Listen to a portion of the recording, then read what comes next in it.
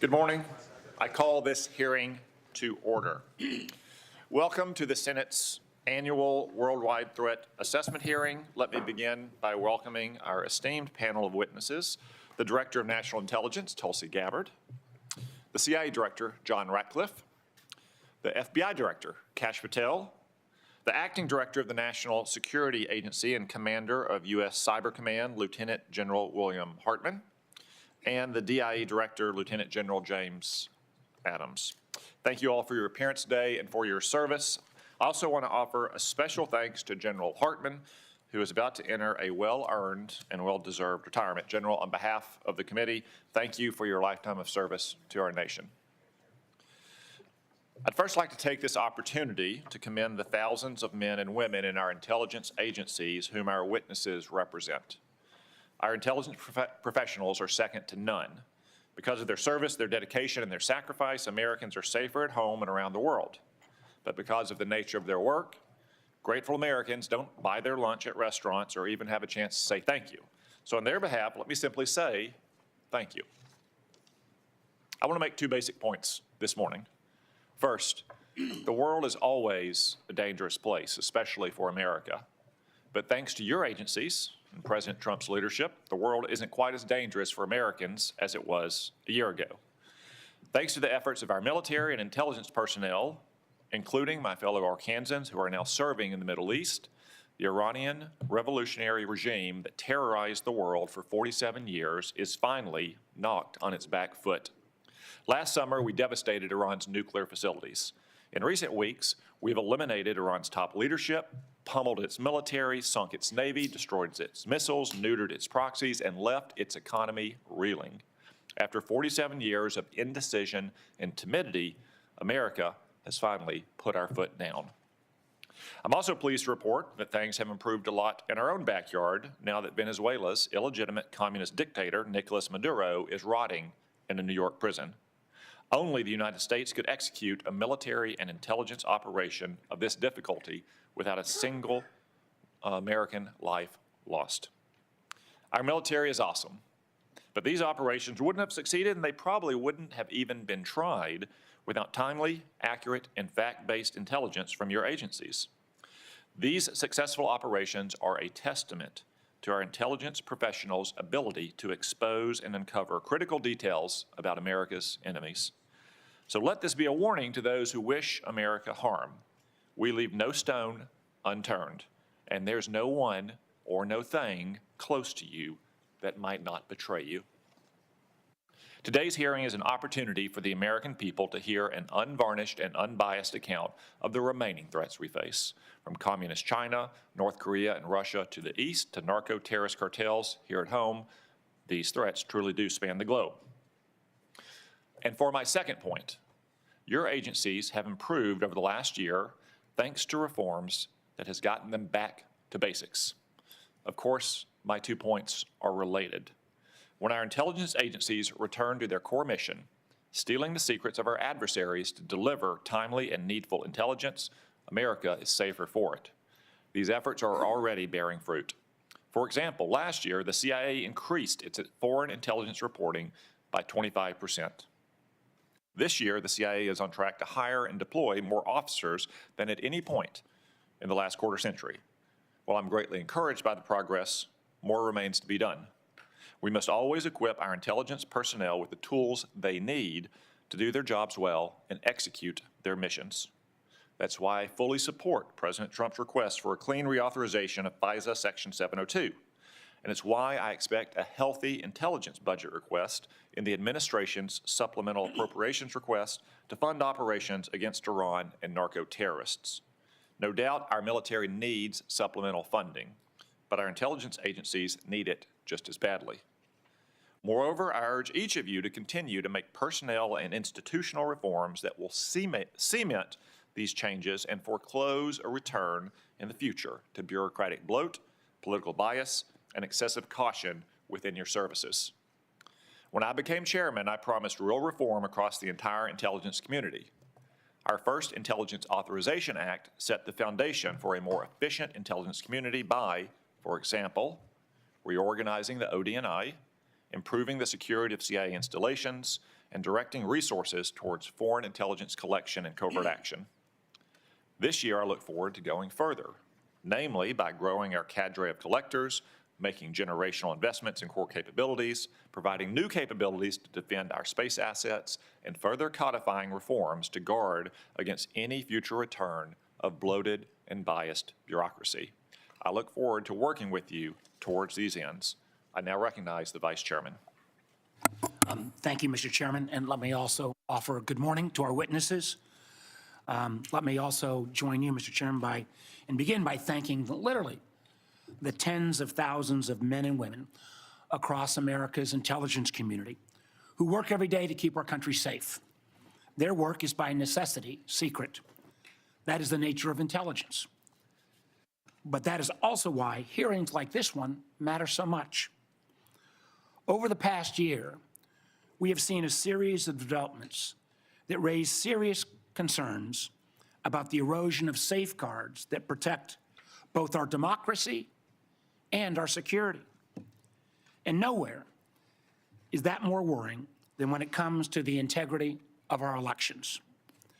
For decades now, our intelligence community has warned that foreign adversaries, including Russia, China, and Iran, are actively seeking to shape the outcome of American elections. These efforts have included cyber intrusions, disinformation campaigns, and covert influence operations designed to divide Americans and undermine our confidence in our democratic institutions.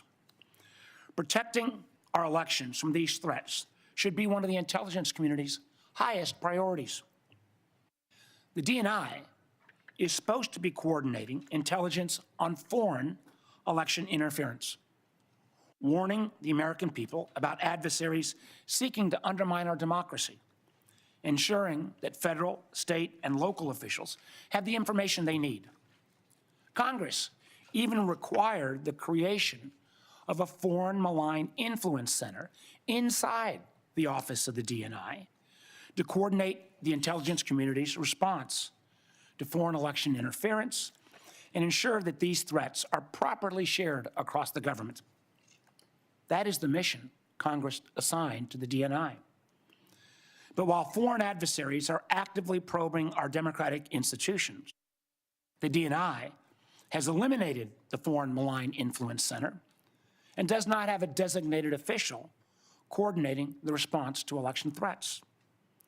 And for months, the committee has repeatedly requested briefings from the IC, briefings that are required by law on legitimate foreign threats to the midterms.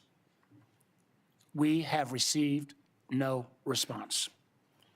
Now, that silence, I believe, should concern every member of the committee because it clearly demonstrates the DNI is not interested in protecting American democracy by combating foreign influence. Instead, unfortunately, we have seen the DNI involve herself in purely domestic matters. Last month, we saw Director Gabbard personally participate in a law enforcement raid to seize election ballots and voting machine records in Fulton County, Georgia. A raid tied to an election that the president lost 6 years ago. When the warrant supporting the raid was unsealed, it showed something deeply troubling. There was no foreign connection to justify the involvement of our nation's top spy. Instead, the predicate for the warrant was a slop of debunked conspiracy theories that had already been rejected repeatedly by courts, by independent investigators, and even by Georgia's own Republican Secretary of State. Yet the nation's top intelligence official was personally involved in this operation. This raises one very serious question. If the intelligence community is not being deployed to mobilize against foreign threats, why is it being deployed at all on a domestic issue? The DNI's appearance at this raid, as well as their involvement in seizing voting machines from Puerto Rico, suggests something that should also alarm every American. I believe an organized effort to misuse her national security powers to interfere in domestic politics. and potentially provide a pretext for the president's unconstitutional efforts to seize control of the upcoming elections. Don't take my word for it. The president has repeatedly pushed for the nationalization of our elections, calling for federal government to override the state election laws and, quote, take over voting while continuing to make false statements about election fraud. And we have heard troubling rhetoric from senior officials that reinforce these concerns. As former Homeland Security Secretary Kristi Noem said publicly, we've been, and this is a quote, we've been proactive trying to make sure we have the right people voting, electing the right leaders to lead this country. At the same time, the administration has brought into government individuals promoting conspiracy theories about our elections. The so-called White House Director of Election Security and Integrity, Kurt Olson, played a key role in efforts to overturn the results of the 2020 election. Now Mr. Olson holds a position inside the federal government with the authority to refer criminal investigations and access our most sensitive security information, all supposedly doing his witch hunts around elections. As a matter of fact, according to the court filings, he helped trigger the FBI seizure of the ballots in Fulton County. So it's worth asking, why is someone whose career has been devoted to undermining the legitimate results of a democratic election now operating from inside the federal government with access to law enforcement and intelligence authorities? What exactly has he been empowered to do? As members of our committee know, this committee was created in the aftermath of the unconstitutional abuses exposed after Watergate. The guardrails have been built around our intelligence and law enforcement agencies over the past several decades exist for a reason. Without them, America begins to look more like adversaries emphasized in this year's annual threat assessment: China, Russia, Iran, North Korea, and less like a democracy. Confronting these very clear and present threats to American security requires experienced professionals in intelligence agencies that are focused squarely on their mission. Instead, over the past year, we've seen actions that only serve to weaken them. Politically motivated purges at the FBI has resulted in the exodus of hundreds of agents and the reassignments of hundreds more from key national security areas like counterintelligence, counterterrorism, and cyber, and where they've been redeployed to? Immigration enforcement. In one troubling case, agents working on a task force focused on threats from Iran, clearly something that's pretty damn important right now, were dismissed because they had previously participated in the investigation of the president's mishandling of classified information. Elsewhere, the Bureau's budget is being slashed. Last year, it cut over $500 million, with the largest decreases from cyber, counterterrorism, and counterespionage. And the remaining scarce resources are being squandered on things like a $60 million jet for the director's personal travel so he can go golfing in Scotland or partying with athletes in Milan. In fact, according to a whistleblower account, those flights became so frequent they even delayed the Bureau's response to major incidents like the Charlie Kirk assassination or the shooting at Brown University.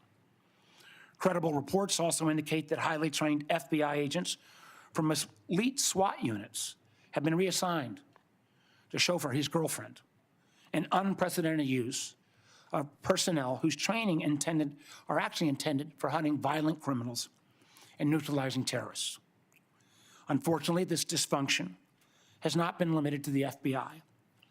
Both the National Security Agency and the Defense Intelligence Agency, and this is no reflection on the two gentlemen sitting in front of us, were both left leaderless for months after the president fired their directors, one at the behest of a 9/11 conspiracy theorist, and the other for providing a fact-based assessment that contradicted the president's claims about obliterating Iran's nuclear program. Clearly, if the program had been truly obliterated, the president wouldn't be bombing again right now. And again, more than 1/3 of the personnel at CISA, created by Congress to protect critical infrastructure like power, water, and election systems, have been forced out. That seems like a real mistake as we still grapple with the intrusion called Typhoon and the recent Iranian cyber attack on Stryker. And we are now seeing in real time the cost to the State Department. Thousands of American citizens were trapped in a literal war zone with little assistance from their own government.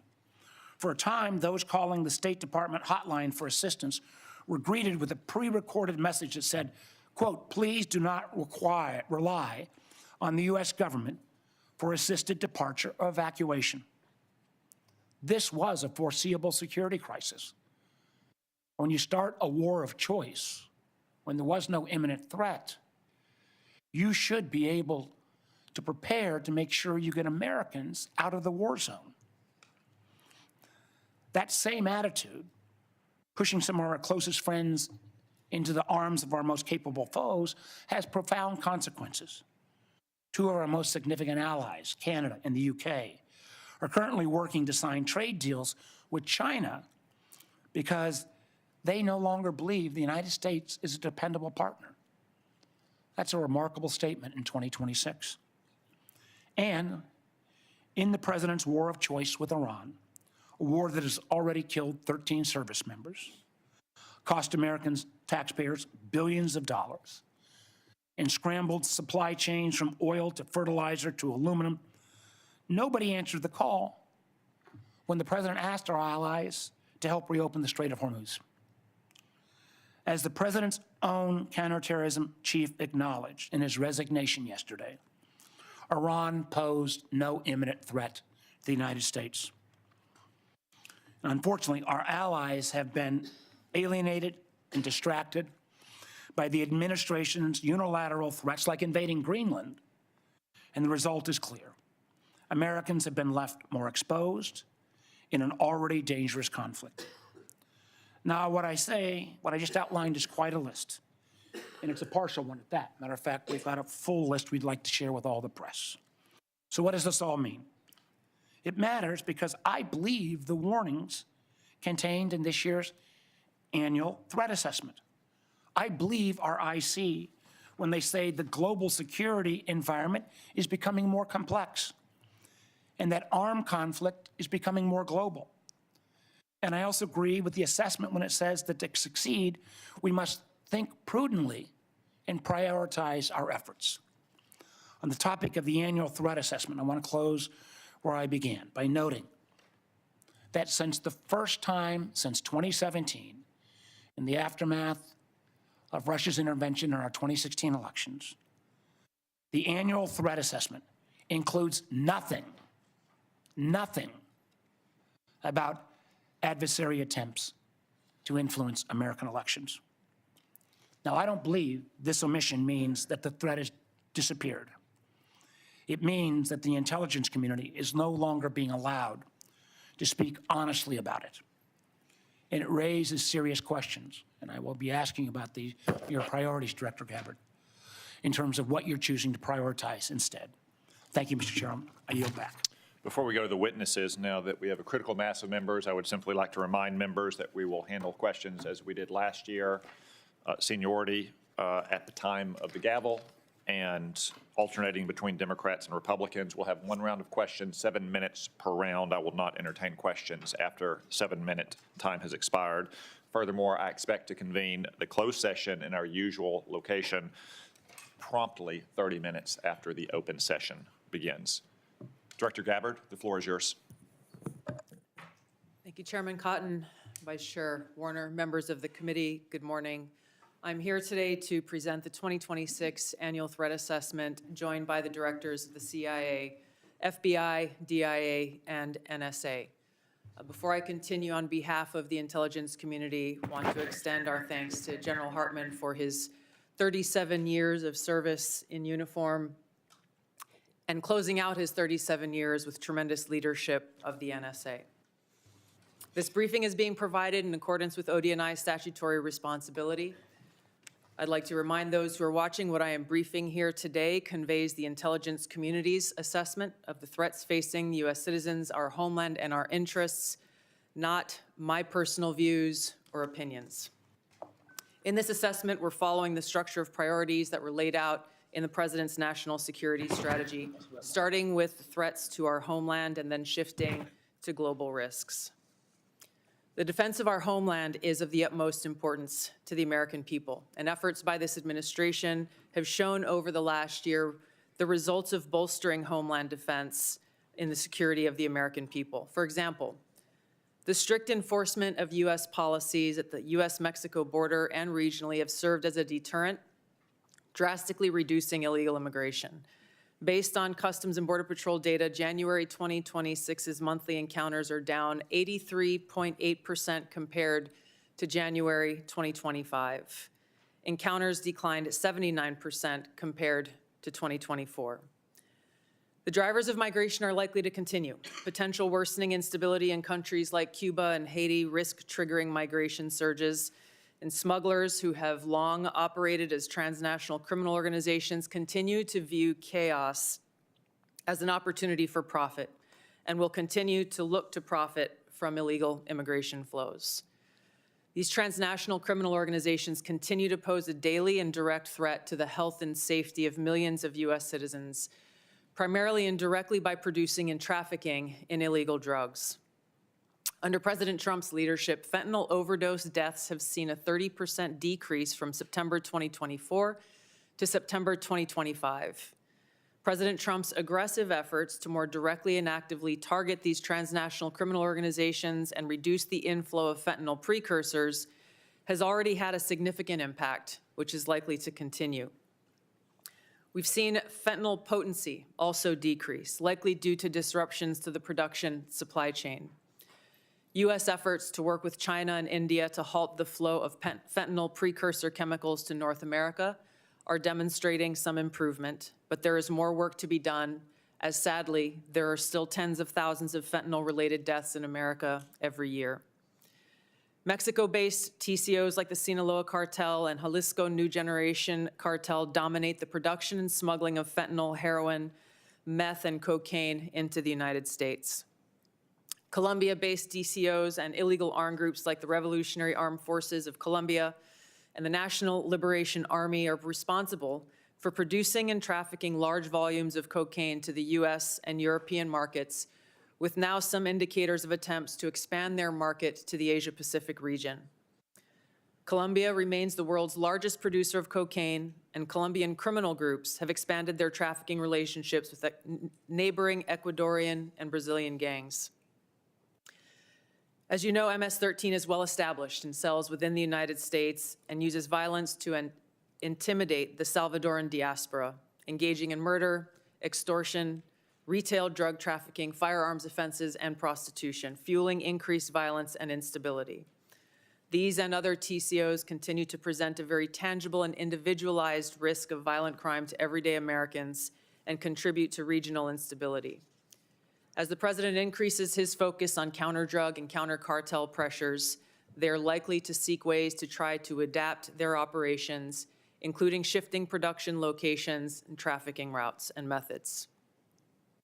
The United States continues to face a complex and evolving threat landscape with a geographically diverse set of Islamist terrorist actors seeking to propagate their ideology globally and harm Americans, even as al-Qaeda and ISIS remain weaker today than they were at their respective peaks. The spread of Islamist ideology, in some cases led by individuals and organizations associated with the Muslim Brotherhood, poses a fundamental threat to freedom and the foundational principles that underpin Western civilization. Islamist groups and individuals use this ideology for recruiting and financial support for terrorist groups and individuals around the world, and to advance their political objectives of establishing an Islamist caliphate which governs based on Sharia. There are increasing examples of this in various European countries, and President Trump's designation of certain Muslim Brotherhood chapters as foreign terrorist organizations is a mechanism to secure Americans against this threat. In response to setbacks to their capabilities of conducting large-scale complex attacks, Islamist terrorist groups have shifted toward focusing on executing information operations to spread propaganda and inspire or enable individuals located in or with access to the West. U.S. counterterrorism efforts, primarily in Iraq, Somalia, Yemen, and Syria in 2025, were instrumental in removing key terrorist leaders and operatives, degrading the ability of al-Qaeda and ISIS to quickly reconstitute its leadership and plan large-scale attacks against the homeland and U.S. interests abroad. Strict U.S. border enforcement measures and increased deportations of individuals with suspected links to Islamist terrorists have reduced access to the homeland and removed some potential sources of future terrorist attacks. Since January, U.S. officials have only had a handful of encounters at our borders with individuals associated with terrorist groups. This is a positive trend. However, our interagency coordinated efforts to continue to identify, locate, and remove known or suspected terrorists who may already be in the United States continues with vigilance. In 2025, there were at least 3 Islamist terrorist attacks in the United States. Law enforcement disrupted at least 15 U.S.-based Islamist terrorist plotters. Roughly half of last year's disrupted plotters had some online contact with Islamist terrorists inspired by Islamist foreign terrorist organizations abroad. For example, in the recent attempt to attack a synagogue in Michigan, the shooter had familial ties to a Hezbollah leader. Al-Qaeda and ISIS pose the biggest threat to U.S. interests overseas in parts of Africa, the Middle East, and South Asia, where these groups operate. In the Middle East, AQAP in Yemen, ISIS-K in South Asia, and ISIS in Syria are among the most likely groups conducting external plotting. ISIS in Syria is likely seeking to rebuild its ranks, expand support networks, and solicit funds by re-engaging with and recruiting from the likely hundreds of ISIS detainees and thousands of ISIS-linked women and children who were either released or escaped from prisons and displaced person camps that were previously run by the Syrian Democratic Forces in northeast Syria. Meanwhile, state actors present a risk broader in scope by seeking new capabilities in kinetic and cyber warfare. The United States' secure nuclear deterrent continues to ensure safety in the homeland against strategic threats. However, the intelligence community assesses that Russia, China, North Korea, Iran, and Pakistan have been researching and developing an array of novel, advanced, or traditional missile delivery systems with nuclear and conventional payloads that put our homeland within range. The IC assesses that threats to the homeland will expand collectively to more than 16,000 missiles by 2035, from the current assessed figure of more than 3,000 missiles. The IC assesses that China and Russia are developing advanced delivery systems meant to be capable of penetrating or bypassing U.S. missile defenses. North Korea's ICBMs can already reach U.S. soil, and the IC assesses that it is committed to expanding its nuclear arsenal. Pakistan's long-range ballistic missile development potentially could include ICBMs with a range capable of striking the homeland.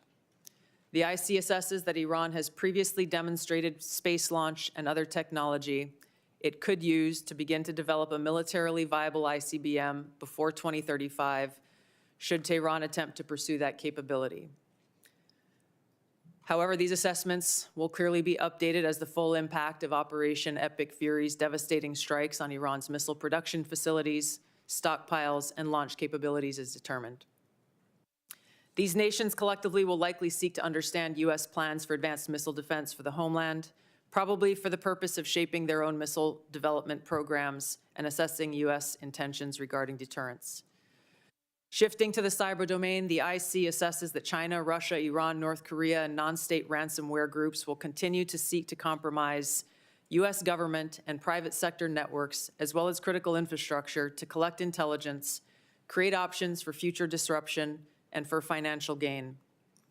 The IC assesses that China and Russia present the most persistent and active threats and are continuing their R&D efforts. North Korea's cyber program is sophisticated and agile. In 2025 alone, North Korea's cryptocurrency heist probably stole $2 billion, which the IC assesses is helping to fund the regime and include further development of its strategic weapons programs. Financially, or ideologically motivated non-state actors are becoming more bold, with ransomware groups shifting to faster, high-volume attacks that are harder to identify and mitigate. Innovation in the field of artificial intelligence will likely accelerate these threats in the cyber domain. The IC assesses that it will increasingly shape cyber operations, with both cyber operators and defenders using these tools to improve their speed and effectiveness. For example, in August of 2025, cyber actors used an AI tool to conduct a data extortion operation against international government, healthcare, and public health emergency service sectors, as well as religious institutions. Moving to the Arctic, the IC assesses that Russia, and to a lesser extent China, aim to strengthen their presence in the region through increased maritime trade, natural resource extraction, and military activity. Russia, which has the longest coastline in the Arctic, has long sought recognition of its polar great power status and is deploying more military forces and building new permanent infrastructure. China, though not an Arctic country, is engaged in more limited efforts in the region to advance its own strategic and economic interests. The IC assesses that China is the most capable competitor in the field of artificial intelligence. The IC assesses that AI capabilities are rapidly advancing and changing the threat landscape.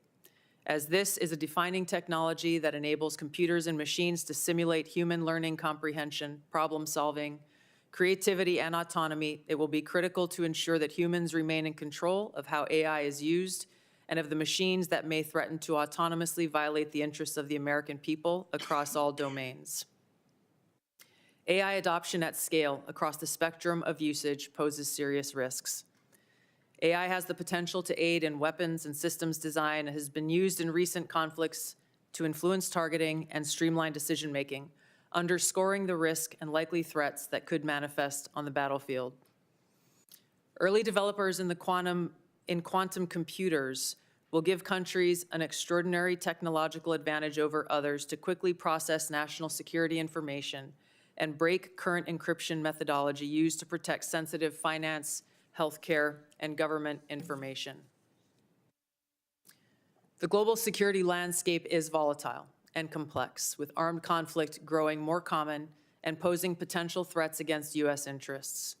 Strategic competition and regional and smaller powers are becoming more willing to use force to pursue their interests, heightening the risk of conflict. The IC assesses the space domain is becoming increasingly contested, with China and Russia developing counter-space capabilities to challenge U.S. space efforts. The threat of nuclear proliferation and advancing chemical and biological warfare capabilities continues to grow.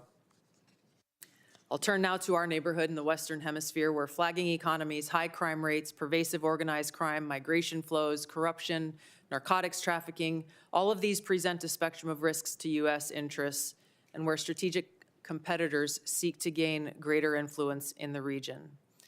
The IC assesses that Latin America and the Caribbean almost certainly will see hotspots of volatility in the coming year. Since Maduro's arrest, the IC assesses a shift in Venezuela's leadership towards cooperating with the U.S. to open its economy, to develop the country's oil and gas extraction capability, and we've seen their movement in releasing political prisoners.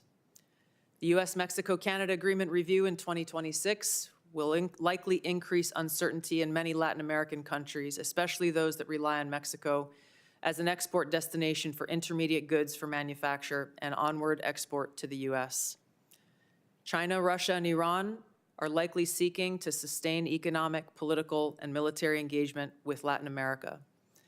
The IC assesses that China's demand for raw materials is likely to continue to drive its economic outreach, while Russia likely wants to expand its current security and diplomatic ties with Cuba and Nicaragua. The IC assesses that China aims to elevate its own political, economic, military, and technological power to increase its own regional positioning and global influence to fend off threats to their interests. While there are challenging areas where interests diverge, President Trump's diplomatic engagements with President Xi to work towards U.S. interests have enabled progress where those interests align. The IC assesses that China continues to rapidly modernize its military forces across all domains in pursuit of its goal to achieve world-class status by mid-century. This includes building a force with the aim of being capable of deterring U.S. and allied forces in the region, and to achieve their stated objective of developing the ability to seize Taiwan by force if necessary. However, the IC assesses that China likely prefers to set the conditions for an eventual peaceful reunification with Taiwan short of conflict. The IC assesses that an increasingly confident North Korean regime remains a source of concern regionally and globally. Its weapons of mass destruction, its conventional military capabilities, illicit cyber activities, and demonstrated willingness to use asymmetric capabilities poses a threat to U.S. and its allies, particularly South Korea and Japan. North Korea's partnership with Russia is growing, and in 2025, Kim took steps to improve ties with China, still North Korea's most important trading partner and economic benefactor.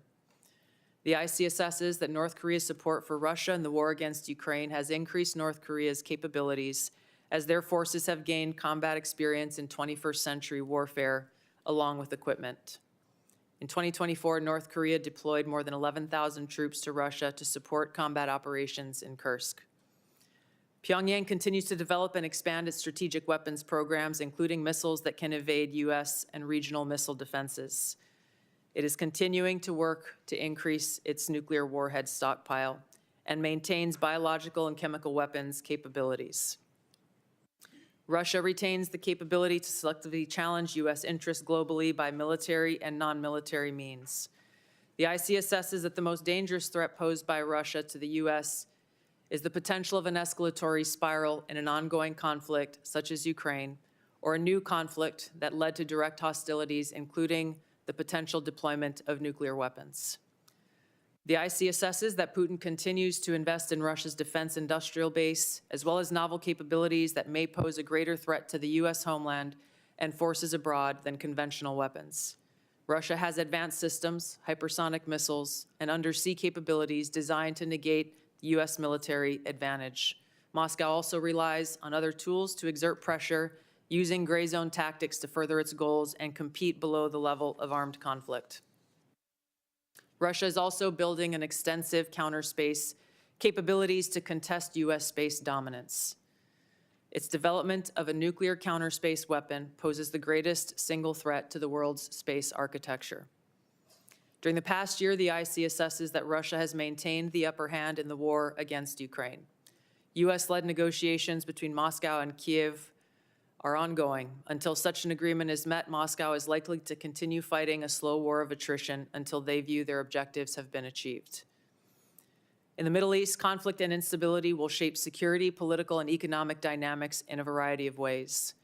The IC assesses that Operation Epic Fury is advancing fundamental change in the region that began with Hamas's attack on Israel on October 7, 2023, and continued with the 12-day war last year, resulting in weakening Iran and its proxies.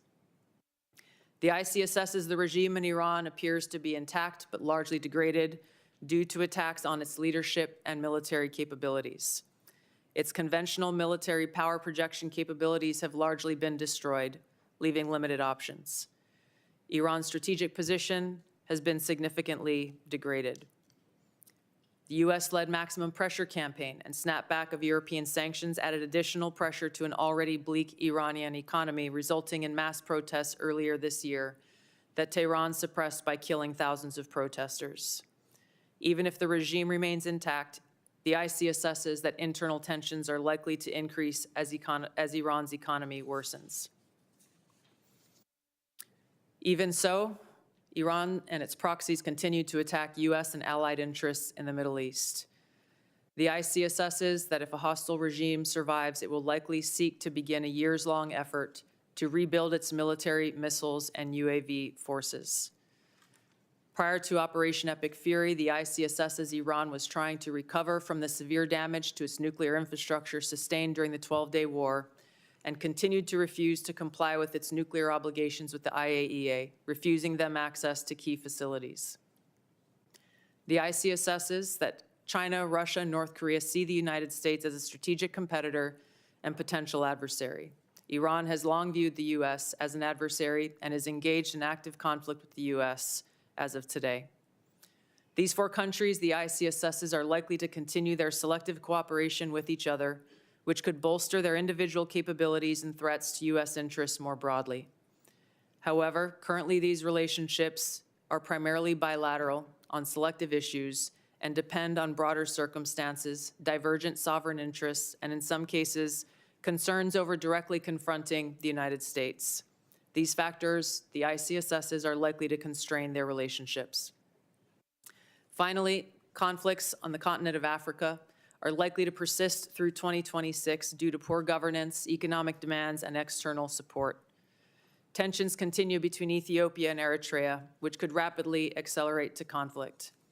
Contentious national elections in Somalia could distract the federal government away from counterterrorism actions against al-Shabaab, which continues to conduct terror attacks while providing funding and propaganda support to other elements of al-Qaeda in Yemen. The civil war in Sudan continues, even as external negotiations occur. ISIS in West Africa and the Sahel have increased the intensity of their attacks against local security forces, expanding their areas of operation and moving closer to cities with a U.S. presence. The ICSSs that African governments will likely use their wealth in critical minerals to seek partnerships that deliver them meaningful benefit.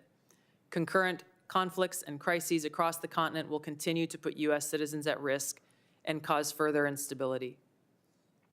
In closing, as leaders of the intelligence community, we remain committed to providing the President and policymakers with timely, unbiased, relevant intelligence to inform decision-making and to ensure the safety, security, and freedom of the American people. Thank you. Thank you, Director Gabbard. General Adams, Camden, Arkansas is the home of brand new production lines for the Israeli missile defense interceptors. Could you please explain how Critical Arrow and Iron Dome systems being built in Camden are for not only Israel's defenses, but the defense of hundreds of thousands of American citizens and troops in the region? Chairman Cotton, thank you for that question. And I have to say that the Arrow system and the Iron Dome system are critical defensive systems that prevent adversary power projection from impacting the targets in the friendly areas in Israel. The Arrow system itself is the high altitude, primarily against MRBMs, and it's proven to be very, very effective against those systems. The Iron Dome is more of a closer-in system, protecting against rockets and things of that nature. But the combination of those two with U.S. systems creates a shield to prevent those attacks from the Iranians impacting key areas in areas where they're protecting. Thank you, General Adams. I was recently in Camden with Secretary Hegseth as part of his Arsenal of Freedom tour, and they are great Arkansans who do great work to keep our nation safe. General Hartman, we've often spoken about our pressing need for more cybersecurity manpower and part-time formations, such as the Arkansas Air National Guard's 223rd Cyberspace Operations Squadron are a great way to grow the force. What recommendations do you have to grow these cyber protection teams and develop more capacity for local and national missions? Chairman Cotton, thanks for the question. I did hear a little bit about the great team in Arkansas there, and I know 855 CPT operates from that formation. And so for us, certainly looking at a number of different initiatives. One, ensure that we can share all of the relevant top secret classified information and other sort of indications and warning that the organizations need.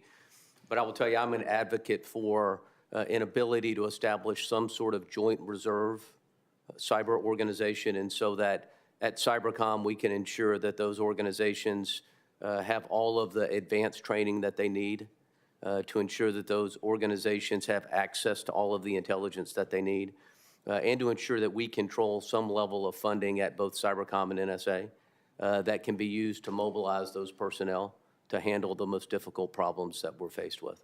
And we have been working with Congress on some of that language and the department, and we appreciate it, sir. Thank you, General Hartman. As I said in my opening, we only have this one public hearing a year, even though the committee hears from each of you several times throughout the year in classified settings.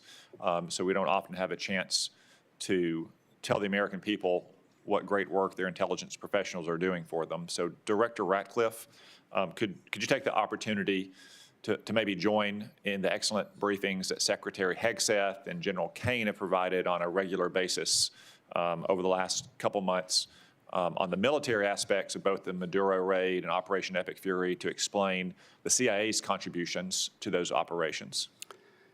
Thank you, Senator. You know, last year when I was here in my confirmation, I promised you all, and you had all asked for, a more aggressive CIA, one that was focused on core mission, getting back to the business of stealing secrets, to be able to provide our policymakers with a decisive strategic advantage that would allow and advance and contribute to foreign policy and national security successes. To the credit of the CIA workforce, the CIA has delivered. Some of those successes have been very public. As you mentioned, Senator, Operation Midnight Hammer, Operation Absolute Resolve, flawless military operations like that are hostage to a flawless intelligence picture. And the CIA, as you know from classified briefings, contributed in myriad ways to the success of that. But what I would say to you is those successes are just emblematic of the phenomenal progress and success really by every measure, every metric, every standard across every national security space with regard to the work of the CIA.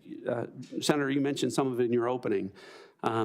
The increase of our asset stable and our human sources up by 25%, our FI collection across the board, our foreign intelligence collection up by 25% overall, and in important categories like China, for instance, up 100%.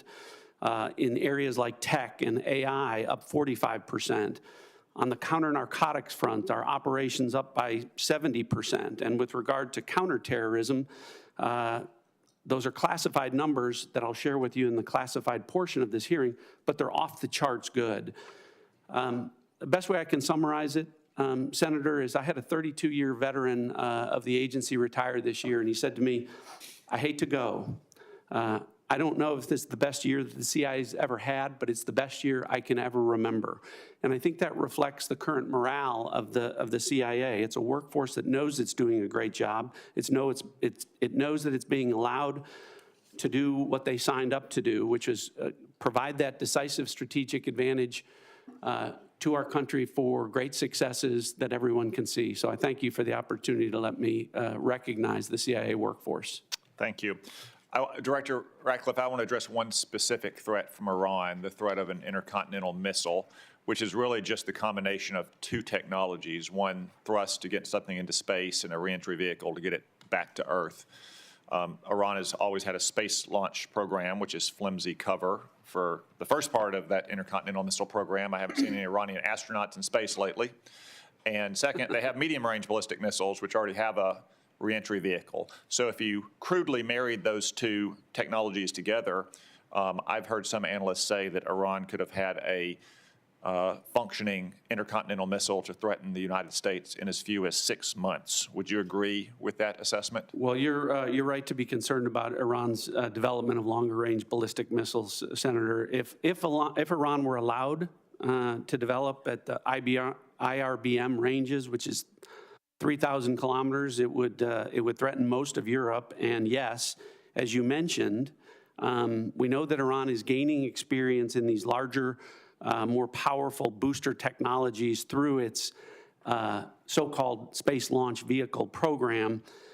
If left unimpeded, yes, Senator, they would have the ability to range missiles to the continental U.S.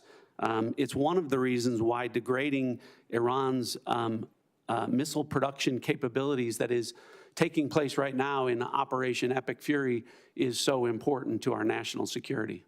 Thank you. Vice Chairman. Thank you, Mr. Chairman. Director Gabbard, the whole country knows that you were recently involved in an FBI operation to seize ballots in Fulton County, Georgia. Yet this was despite the fact that the warrant showed no foreign interference or nexus. Matter of fact, the warrant was based entirely on conspiracy theories that have already been examined and rejected repeatedly. Now, where is the authority for you to involve yourself and a domestic law enforcement activity? Thank you, Vice Chairman. I appreciate the question. As you know, I've addressed every issue you've raised in detail in a letter, but I'm grateful for the opportunity to do it in this forum.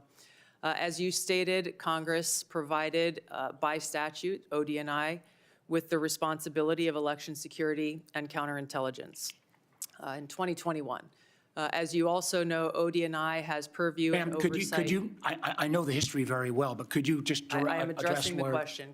ODNI also has purview and overview over two domestic-related agencies, the Department of Homeland Security and the FBI, both of which have purview over election security responsibilities to ensure the integrity of our elections. I want to correct one of your statements that you've made multiple times, which is false. I did not participate in a law enforcement activity, nor would I, because that does not exist within my authorities. You were present on the scene. Are the photos of you on the scene false? I was at Fulton County, sir, at the request of the president, and to work with the FBI to observe this action that had long been awaited. I was not aware of what was in the warrant or was not in the warrant. And what was the president's specific request for you to go to? What was the specific request that was made by the president for you to show up in Fulton County? To go and observe the FBI's activities on this issue. So why? When you look at the fort, your question, sir. Do you have the answer why the president was knowing about this question, sir. affidavit before it was even served? I'm not aware that the president knew about an affidavit before it was served. Then why was he sending you to Fulton County? This occurred the day that the FBI had it approved, their warrant approved by a local judge, and they began to execute this. To Director address your Gabbard. question, sir, about the foreign nexus question, in order for us to better understand the vulnerabilities in our election systems that may exist today as we look to 2026, and yes, we are very focused on trying to make sure that this election is one that the American people have Director faith. Gabbard, I've got a number of count their questions. votes Director as Gabbard, cast- I have a number of questions. Let me ask my next question, please. You have not provided any of the required reports or briefings to this committee on foreign interference. This is the first threat assessment since 2017 that didn't even mention foreign interference. Last year, when you were already confirmed, it mentioned it at high level. Are you saying there is no foreign threat to our elections in the midterms this year? As I stated in the outset of my remarks, this year's annual threat assessment matches the prioritization of threats and Please answer the focus question, yes or no. Is there foreign threat interference that to the our president elections this has year? laid out. Are there foreign? Please allow me to answer the question, sir. The intelligence community has been and continues to remain focused on any collection and intelligence products that ma'am, show a potential foreign threat for those who are seeking to. So far, there has been none then because you've made in our no election reports. system. Excuse me, ma'am. If you want to ask the questions, you should have stayed in Congress. Please answer the questions. I didn't ask you a question, sir. I'm trying to answer your questions. So you're saying the failure to provide any reports or the failure to have any mention of a foreign threat assessment, I would draw the conclusion there must be no foreign threat to our elections in 26. So that brings me a question that I have for both you, ma'am, and Director Patel. There are reports that in 2020, the president was preparing an executive order to potentially seize ballots or bring in federal forces. There is a published report that there is a similar EO being drafted right now about 2026, citing China. Director Patel, do you have any knowledge of that draft EO? Thank you, Vice Chairman. I do not, sir. Director Gabbard, do you have any? I do not. Thank you. Let me move to Iran. Now, I understand, and I appreciated, Director Gabbard, your comments yesterday about agreeing that the president has sole authority, I guess, in his bones to declare whether something is an imminent threat. I didn't agree with your friend, Mr. Kent, but I didn't, again, I agreed with him yesterday on the fact that there was no imminent threat. I guess what I'm concerned about, one thing is, even in your printed testimony today on page 6, and your last paragraph on page 6, as a result of Operation Midnight Hammer, Iran's nuclear enrichment program was obliterated. There's been no efforts to try to rebuild their enrichment capability. You omitted that paragraph from your oral opening. Was that because the president had said there was an imminent threat 2 weeks. No, sir, I recognize that the time was running long, and I skipped through some of the So portions you chose to take. of my omit- oral delivered remarks, You chose sir. to omit the parts that contradict the president. The president continues to say as well that, he had no idea, was shocked that the Iranians had moved to take over the Strait of Hormuz. Did you provide any intelligence that would say that it would be, that it was not likely that the Iranians would try to move on the strait? I'm not aware of those remarks, and I think those of us here at the table can point to the fact that historically, the Iranians have always threatened to leverage their control But over why the would the Strait president of say he was Hormuz. amazed? Or, I'm not aware of those remarks. What about the comments the president made that thought that he was surprised again, reports that Iran struck the adjacent Gulf states? Again, I'm not aware of those remarks. We have Well, been let me and ask you this. continue to Did provide the you brief intelligence. the president? Did you brief the president? Decisions. Did you brief the president if he starts a war of choice, that the likely result would be that Iran would strike adjacent Gulf nations and close the Strait of Hormuz? Did you brief him on those two facts that I think have been consistently the assumptions of the intelligence community? I have not and won't divulge internal conversations. I will say that those of us within the intelligence community continue to provide the president with all of the best objective intelligence available to inform his decisions. Senator Collins. Thank you, Mr. Chairman. Director Gabbard, you just testified that ISIS and al-Qaeda are significantly weaker. And reflecting that view, you have devoted declining budgets, personnel, and emphasis on countering terrorism.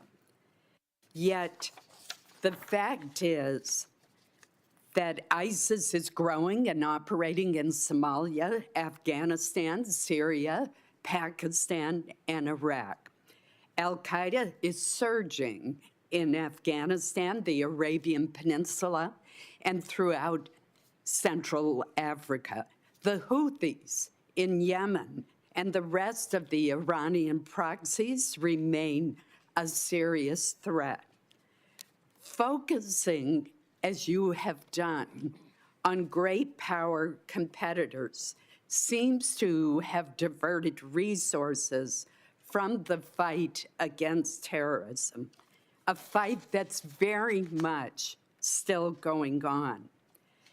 As I have said repeatedly, it is terrorists who want and can kill Americans today. We've just seen the terrorists in Michigan attacking the synagogue. In addition, it appears that a more stovepiped effort in the Intelligence Committee has returned. How are you ensuring that Americans are safe and that you are countering counterterrorism threats to our homeland and to U.S. citizens abroad?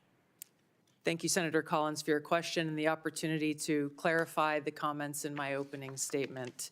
My reference to the size of ISIS and al-Qaeda organizationally is smaller and weaker than it was during its peak over a decade ago. However, I completely concur with your remarks about the threat of ISIS, al-Qaeda, and other Islamist terrorist groups around the world and the threat that they pose to U.S. interest service members and directly to the homeland. Our ODNI National Counterterrorism Center has been at the forefront of ramping up and I believe is more active today than it has been certainly in a long time. We are dedicating every resource that they ask for, as well as the counterterrorism elements across the IC, to make sure that we are never taking our eye off of this persistent threat to the American people. The change in tactics based on the current environment is something we continue to be most concerned about. We are seeing less indicators of large-scale organized complex threats or attacks, and instead efforts focused on individuals either who have been radicalized by Islamist propaganda and may not have ever had contact with ISIS or al-Qaeda, for example, and others who have had contact, of which we are able to have more indications of. This remains and will be, and as we come to present our budgets to you, a foremost and primary priority. The integration across the intelligence community on the counterterrorism threat occurs every single day, with our teams working very effectively together to thwart terrorist attacks as we have over the last year. Director Patel, I'm going to follow up on this issue with you. ISIS targets potential recruits online through social media, gaming platforms, encrypted messaging apps. ISIS even facilitated a network online to smuggle illegal immigrants into the United States.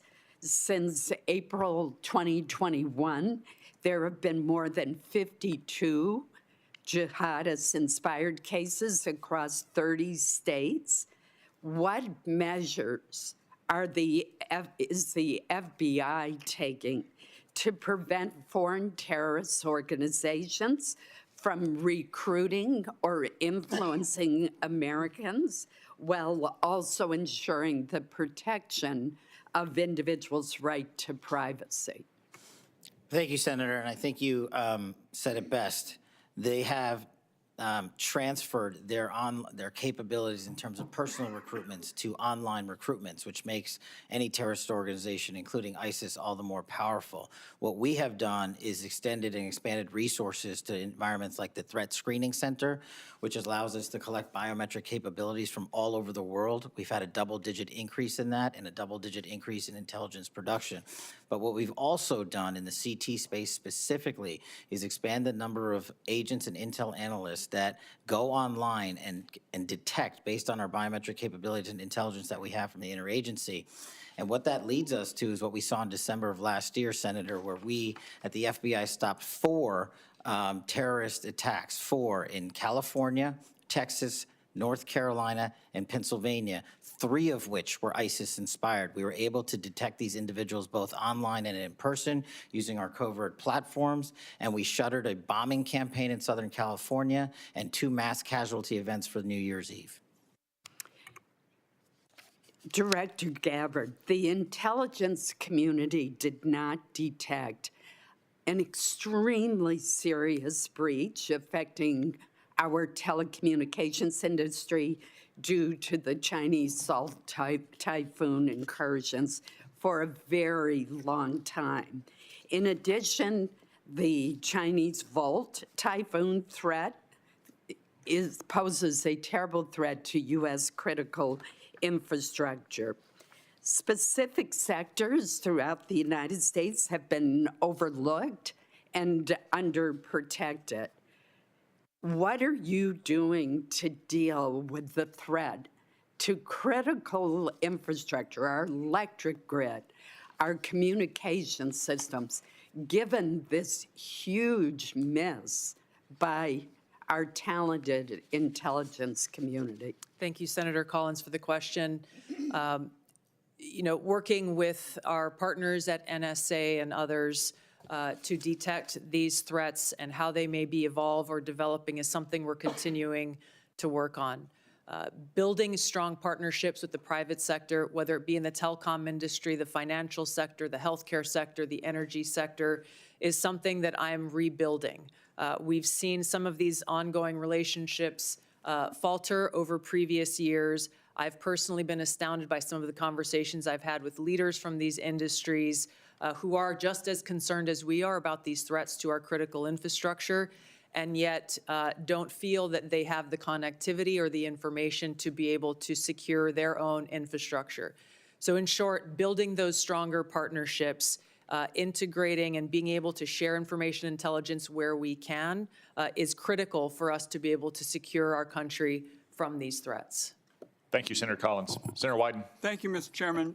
Director Gabbard, last year your agencies testified, and I quote, "Iran's large conventional forces are capable of inflicting substantial damage to an attacker, executing regional strikes, and disrupting shipping, particularly energy supplies, through the Strait of Hormuz. In other words, every problem we're seeing now was not only foreseeable, but was actually predicted by the intelligence agencies. So, Director, in the lead up to the start of this war 3 weeks ago, did the intelligence agencies stick to their assessment that in response to an attack, the Iranians had the capability to shut down the Strait of Hormuz? Thank you, Senator Wyden. The intelligence community has continued to provide the president and his team with the intelligence related to this operation in Iran before and on an ongoing basis. So right now, we're in a global energy crisis. We're paying more for gas. The economy is in danger. And it seems to me, and I heard you discuss this with Senator Warner too, that there's a lot of hedging going on with respect to entirely foreseen consequences of the war. And that strikes me, Madam Director, as what amounts to a historic mistake. Now, my second question is, did the intelligence agencies assess that the Iranians could respond to a regime change attack from us by attacking U.S. forces and other Americans in the region? The IC assessment has always taken very seriously the threat of the Iranian regime's missile capabilities and how our American troops within the region may be put at risk. Again, you know, it seems to me with Americans dying in the war, it's hard to see how you can sit here and say that the intelligence agencies couldn't provide a clear warning that if attacked, the Iranians would respond by attacking our people. Now, on Monday, Madam Director, Donald Trump was asked about Iranian strikes on the Gulf states. He said, and I quote, no, the greatest experts, nobody thought they were going to hit the Gulf states. You all are supposed to be the greatest experts. That's what we have you there for. Director Gabbard, did the intelligence agencies assess that Iran could conduct strikes on our own partners in the region if it was attacked? The intelligence community has continued to assess the potential threats to the region, the existing threats to the region, and providing those assessments to the policymakers and decision makers. Let me move on to several others of you with respect to 702 of FISA, and I'm going to start with you, General Hartman. When Congress last reauthorized Section 702 of FISA, it included a provision that expanded the type of companies and individuals who could be forced to assist the government in its spying. Has this expansion resulted in any intelligence, General Hartman? Senator, thanks for the question. Just to be clear, this provision provided us an ability to collect foreign intelligence on personnel outside of the United States. This is the major 702 issue in terms of expansion. What was the effect of what was done? Senator, I would prefer to talk to you about exact specifics in the closed session.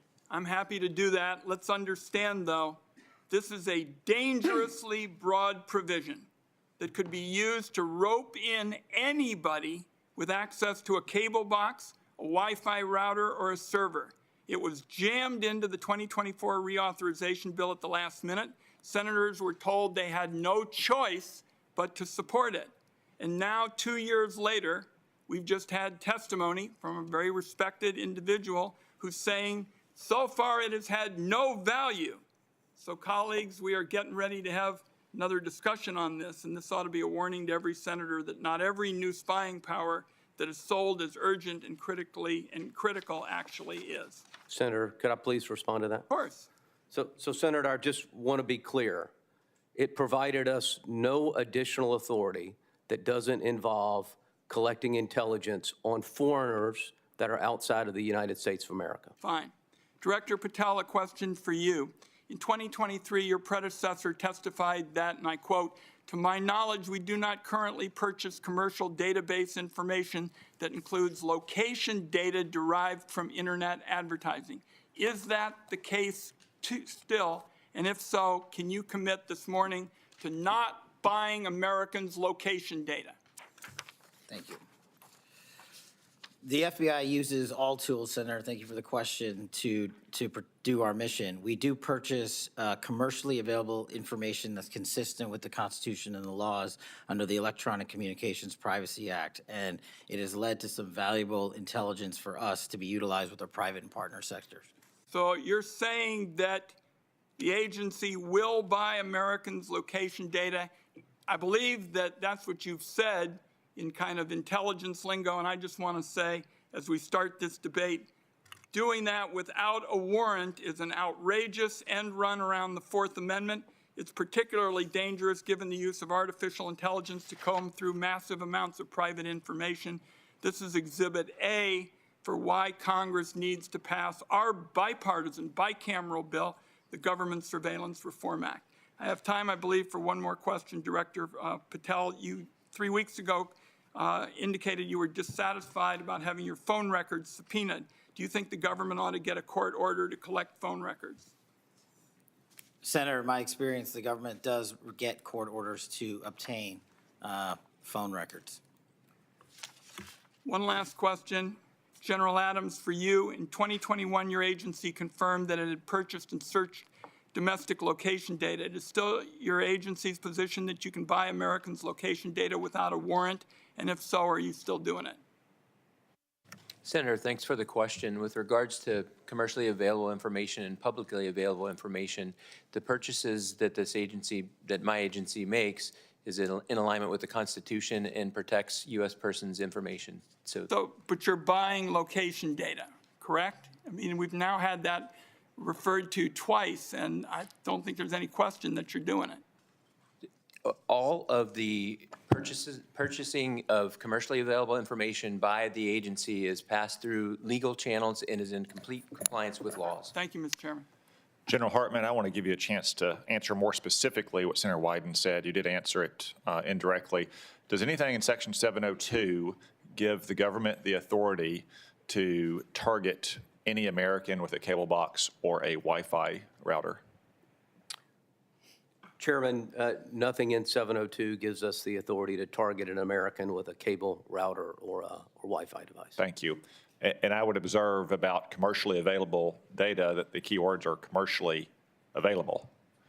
If any other person can buy it and the FBI can buy it and it helps them locate a depraved child molester or savage cartel leader, I would certainly hope the FBI is doing anything they can to keep Americans safe. It's not much different from longstanding Supreme Court precedent that, for instance, says law enforcement can go through trash that you put on the side of the curb because you no longer have a privacy interest in it. Senator Cornyn.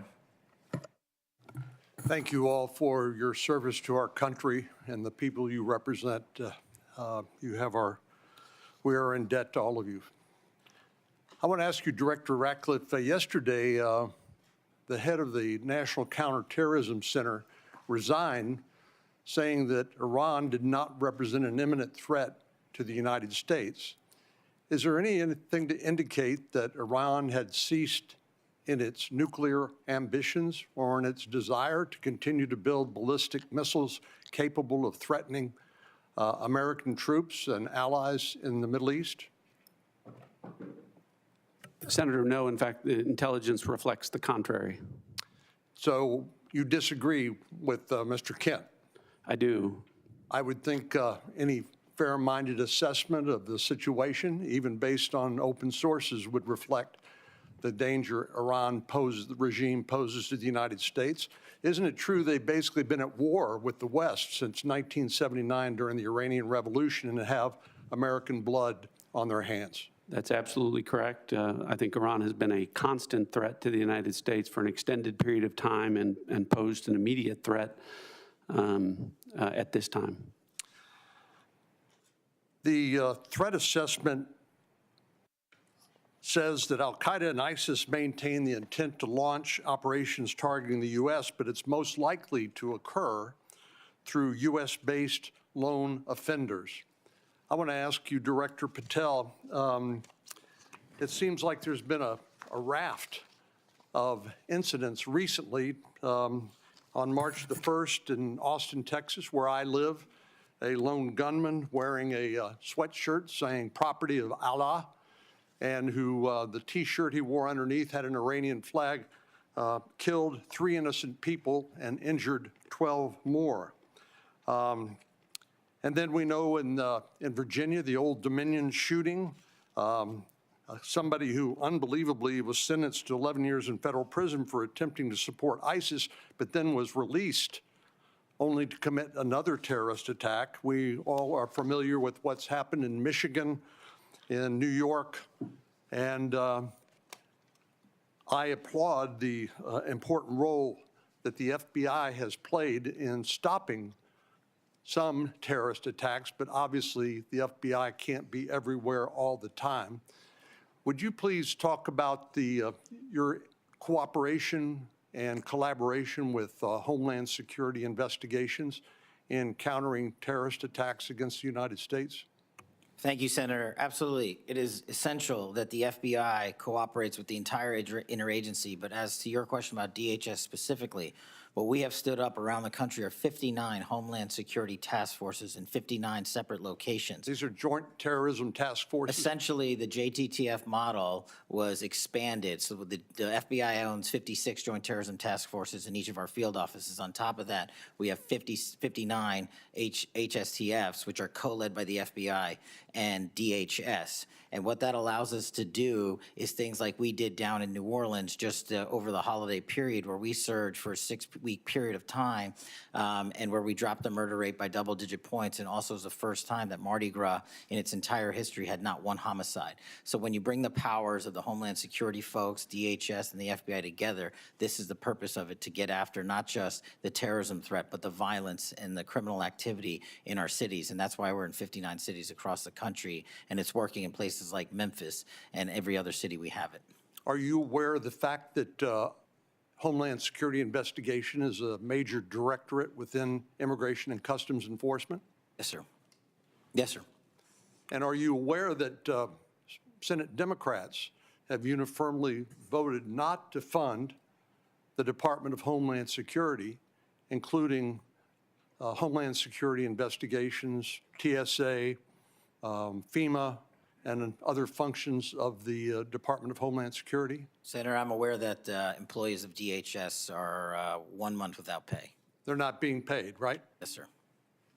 And we were all seeing what's happening at airports where people are having to wait hours at a time because of the fact that these TSA agents are overburdened. But what I wanted to focus on with you is the refusal to fund the functions of the Department of Homeland Security, including Homeland Security investigations, making Americans less safe? Absolutely.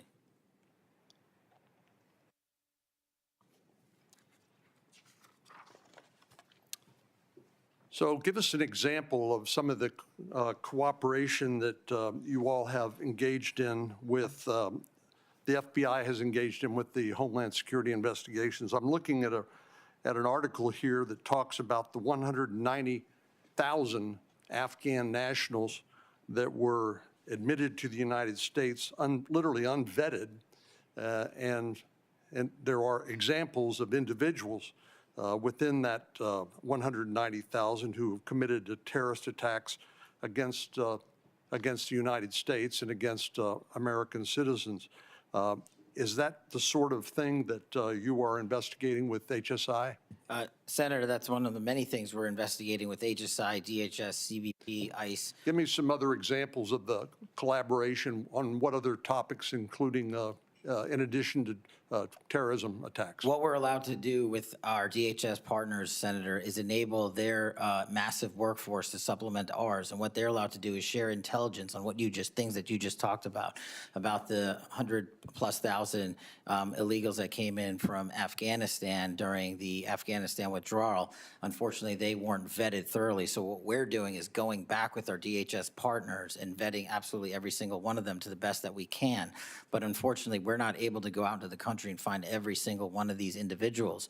But we need more than 12,000 FBI agents to do that job, which is why we are utilizing the 100,000 or so 1811s at the Department of Homeland Security to give us the information they have from their immigration records, from their travel records, from their travel logs overseas and within the country. And what we're able to do is remove these individuals off the streets in every single state across the country, to include violent gang members, to include Trende Aragua, to include ISIS-affiliated individuals, to include Al-Qaeda-related affiliated individuals. And hopefully we do it before and not after, like the tragedy that we witnessed in Washington, D.C., where an individual from Afghanistan was allowed to enter into our country and shot multiple members of our uniformed military service. Thank you. Senator King. Thank you, Mr. Chairman. I do need to point out, in response to some of the previous comments, twice in the last 2 weeks, as recently as last Thursday, Senator Patty Murray, the Appropriations Committee, put a bill on the floor that would have fully funded TSA, FEMA, CISA, and the Coast Guard for the rest of the year, leaving the focus on the dispute that we have with the conduct of ICE as separately. So inexplicably to me, that bill was blocked by my Republican colleagues. It would have, as I say, fully funded TSA, FEMA, CISA, Coast Guard, and then focused the attention on the situation with ICE. So I just want to be clear on who's blocking funding for those 4 agencies. I'd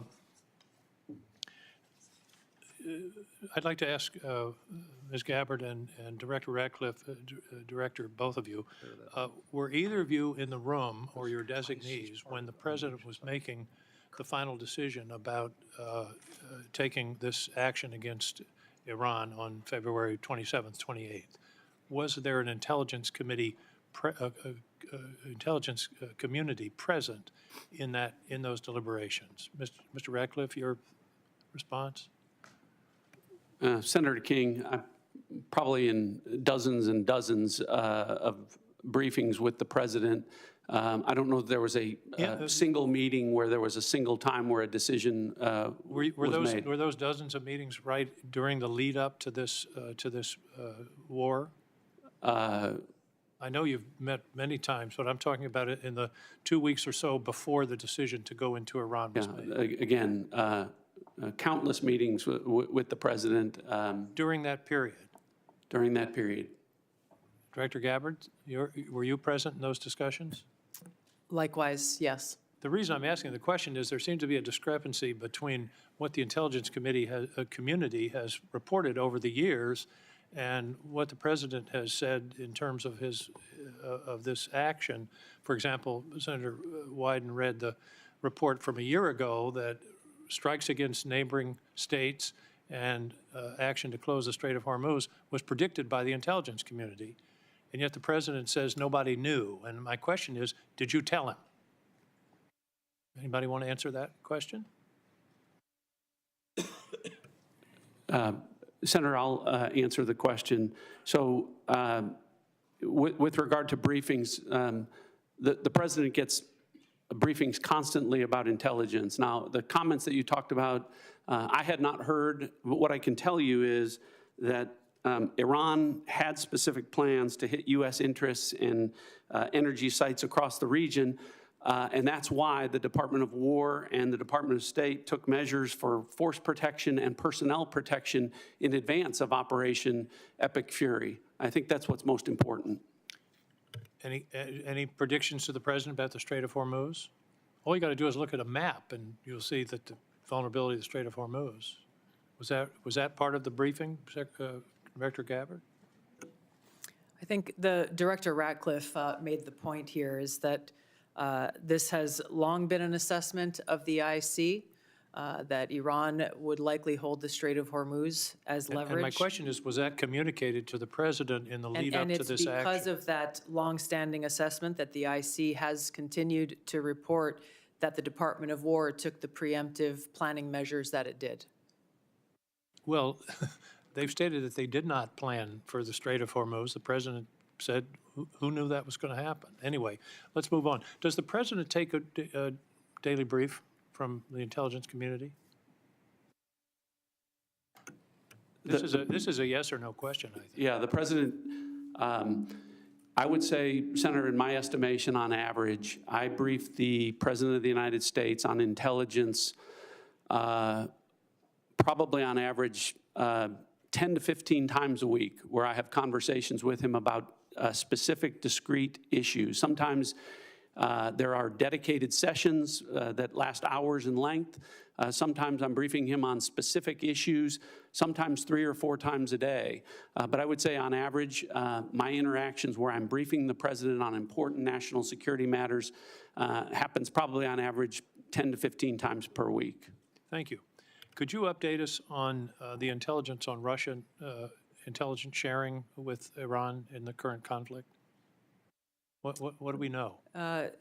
Senator, if there is that sharing going on, that would be an answer that would be appropriate for a closed session. Well, it's been in the public press. This is open source that it's occurring. Is it occurring? Again, if it is occurring, that would be an answer appropriate for a closed session. What I can tell you is that according to the Department of War, any support that Iran may be receiving is not inhibiting their operational effects. Okay, that's sort of the first cousin of a yes, I guess. According to intelligence analysis, can regime change or the elimination of the estimated 1,000 pounds of highly enriched uranium be accomplished without boots on the ground?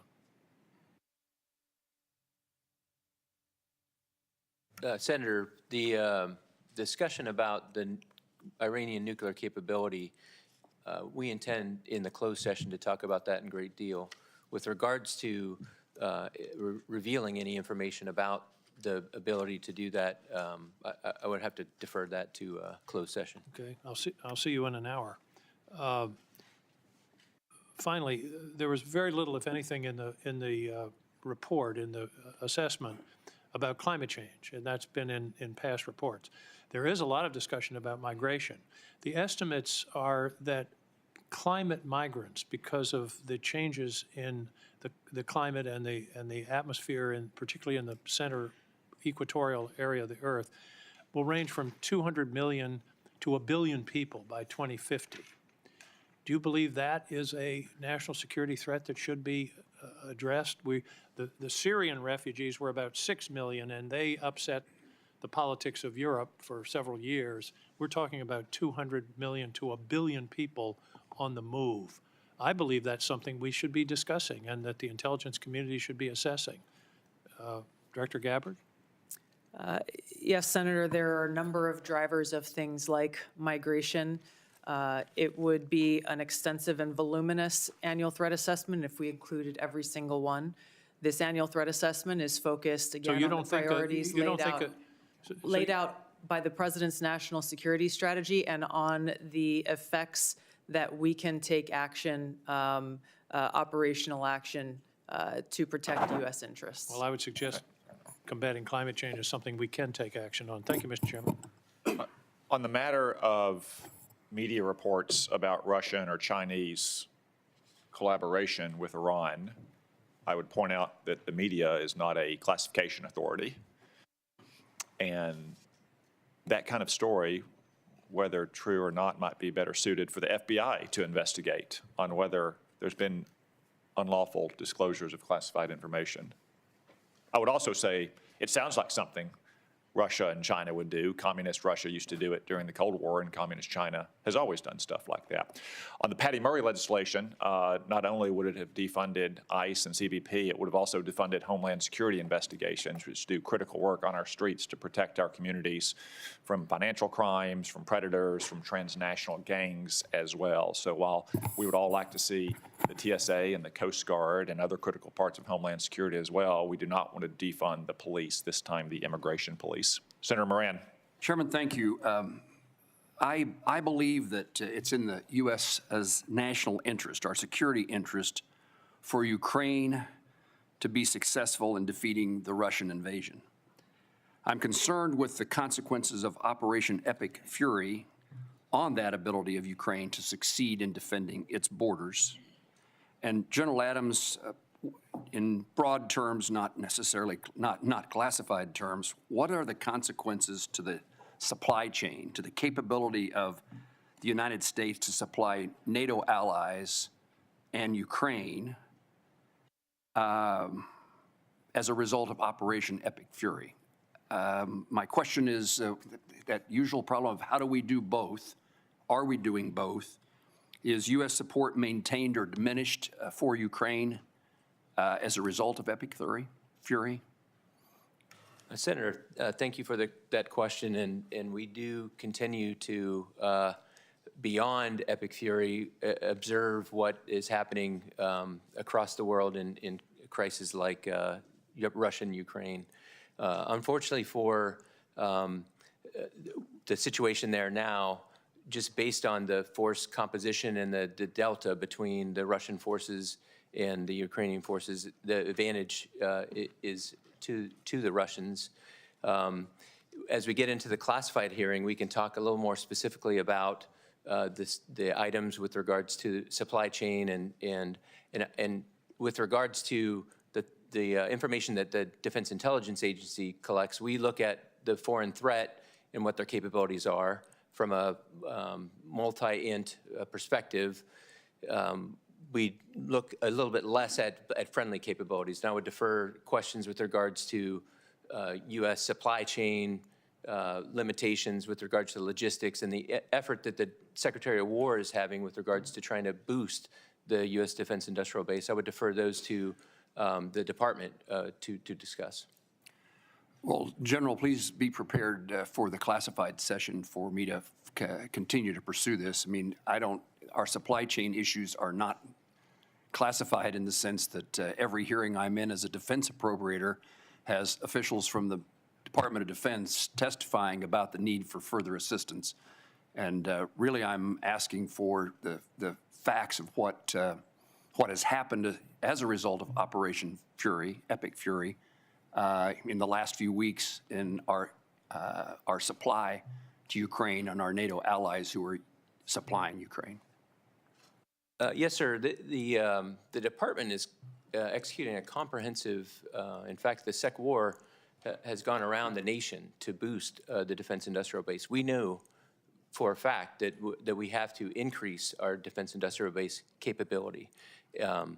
Its impact based on the munitions expended during Epic Fury will be an impact, but we need to boost it. The efforts are underway to boost it, and sir.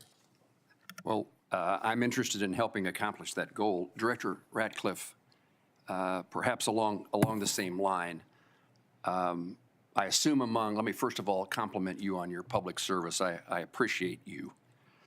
And that's not my usual town hall meeting when I get a compliment from somebody who then follows it with a but. I am interested in being of help, and in regard to your conversations in preparation for Epic Fury, I'd be interested in knowing if the consequences to our abilities to defend the United States against Russia or China or other adversaries was taken into account. How was that diminished or increased by Operation Epic Fury? And particularly in this instance about what it means, was the conversation had about what it means to our ability to help Ukraine defend itself? U.S. support for Ukraine includes military and other assistance, but also we've undertaken economic sanctions against Russia for their invasion of Ukraine. And Epic Fury has caused a significant increase in oil prices, and the administration has waived sanctions against Russian oil companies, which are reported to say that Russia is receiving $150 million per day, additional dollars as a result of the waiver. What can you tell me about our plans or your understanding of what's transpiring as a result of Operation Epic Fury in regard to those oil revenues that are now being generated in favor of Russia and the lifting of the sanctions, at least for a temporary period of time? Senator, thanks for the compliment, I think. I'll start with a couple things. What I would tell you is the same military and intelligence professionals who delivered, not just for the administration, but for the American people, a flawless intelligence picture and flawless military operations in Operation Midnight Hammer and Operation Absolute Resolve are the same folks involved with Operation Epic Fury. And so I hope that provides you some measure of comfort with regard to how detailed, how thoughtful the approach was to the current operation. And that's why I think that to mischaracterize it as it is being done in the media is a disservice to the folks involved in what is a very specific campaign that is different than the two that I mentioned before. It's why the president came out and said, this isn't over in a matter of hours, this is a 4 to 6 week campaign, and that it would come at some cost, because the goal of the president and the administration is to address a 47-year problem, the most destabilizing force in the Middle East for the last 47 years, one that has frankly been watered, fed, and nurtured by policies of prior administrations that has allowed them to become the threat that they have. So I say all of that sort of in context to understanding that we have to address that, but at the same time, to your point on what's going on with regard to Russia and Ukraine, and you mentioned the oil issue. Sometimes policymakers have to take steps that, while they may benefit adversaries like Russia or China, do so because they also think it will benefit U.S. citizens, in this case with respect to keeping the economy on track and keeping oil prices low. So what I can tell you is the intelligence is thoughtfully considered, and I think that policymakers have taken that and I'm confident that we can walk and chew gum at the same time, pursue objectives in the Middle East, and provide support with regard to the conflict in Russia and the Russian aggression in Ukraine. Senator Bennett. Thank you, Mr. Chairman. I appreciate that. Mr. Director Ratcliffe, you just described the specific campaign that the president is engaged in, the country's engaged in with respect to Iran. I think the campaign has been one, in my view, without a specific rationale for the American people. 19 days into President Trump's unauthorized war with Iran, and by which I mean there has been no congressional approval, at least 13 American service members are dead and many others are injured. Yet President Trump has offered no credible justification for an imminent threat, no clear goals, no strategy or timeline. His message keeps changing, I think, in really damaging ways. President Trump said Iran's nuclear facilities had been, quote, totally obliterated in June 2025. But when he launched this latest war, he said we need to eliminate the imminent nuclear threat of those totally obliterated nuclear facilities. President Trump has threatened to seize Iranian oil and demanded our allies reopen the Strait of Hormuz. He said that I'm demanding that these countries come in and protect their own territory because it's their territory. It's the place from which they get their energy. By the way, he wasn't just asking for our allies to protect or to bail them out in the Straits of Hormuz. He was asking China to bail them out in the Straits of Hormuz. And then he said, maybe we shouldn't even be here at all because we don't need it. We have a lot of oil. And he said, we do not need the help of anyone. President Trump has declared we've won the war. We won it in the first hour. But then he said, we're not leaving until the job is finished. He said that there is practically nothing left to bomb, but then threatened to bomb Iran again, quote, just for fun. I think words that probably have never come out of a military leader in the history of the United States of America. It shouldn't come out of the mouth of a civilian leader. President Trump said he will end the war when I feel it in my bones. And any time I want to end it, it will end.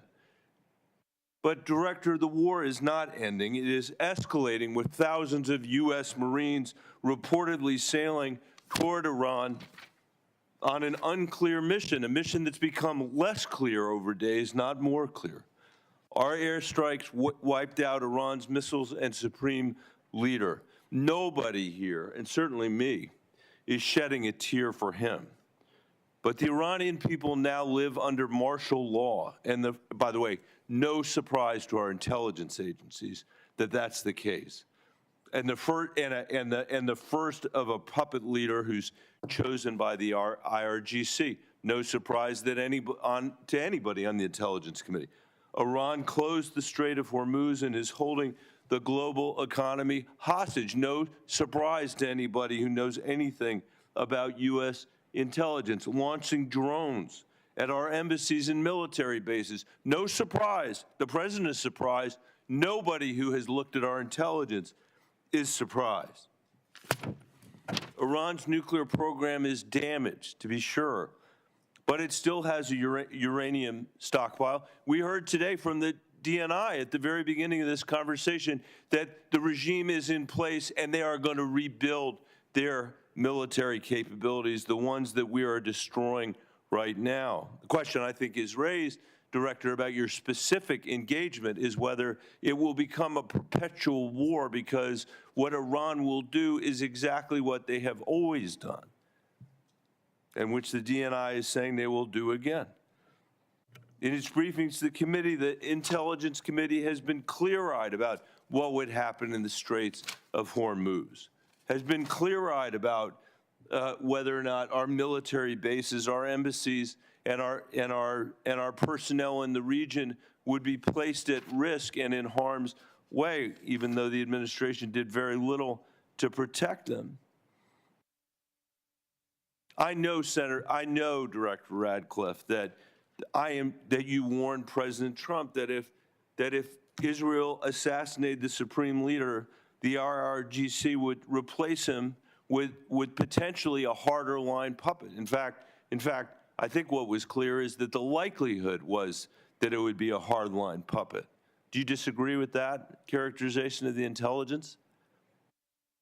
To that specific question, what we knew was, first of all, I guess I have to address up front, so much of what you related in there, the difference between political rhetoric versus... Not political rhetoric. I'm quoting the President of the United States. Political rhetoric versus military... Director, I'll ask difference between that and military and intelligence execution. But here's the most important thing. You mischaracterized this as saying there aren't clearly defined goals. The defined goals are very clear. Degrade and destroy the missile inventory and drone inventory, delay and degrade the military industrial base and factories that produce that, degrade and destroy the IRGC Navy that could control the strait. These are all defined goals that were set out specifically. The premise of the question is that... time back, Mr. Chairman, I can't get a word in edgewise. He won't answer the question, and then he's taken a minute of my time.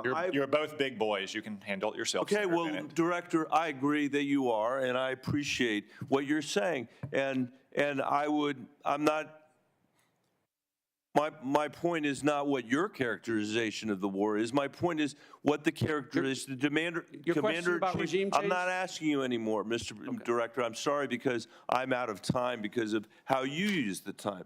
The complete lack of clarity should matter to everybody.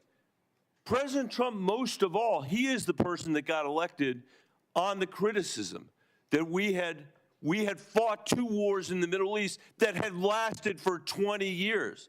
And now we're hearing the testimony is to get their ballistic missiles, to not even get to the nuclear stuff, we're going to have to be in a perpetual war with Iran. And I don't think that's where the American people are on this. This is a serious threat. This is a serious threat to us and to Israel. The question is how to handle it. And President Trump said, we are not the policemen of the world. He ran on that.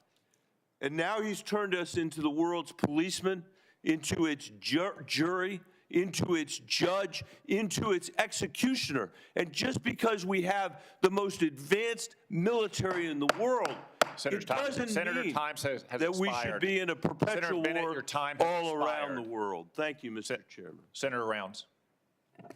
Thank you, Mr. Chairman. And I'd like to maybe follow up a little bit this same line of questioning, but I want to do it in a little bit different manner. I've had the opportunity, like all of the other members on this committee, to see the threats that we discuss regularly in the classified settings.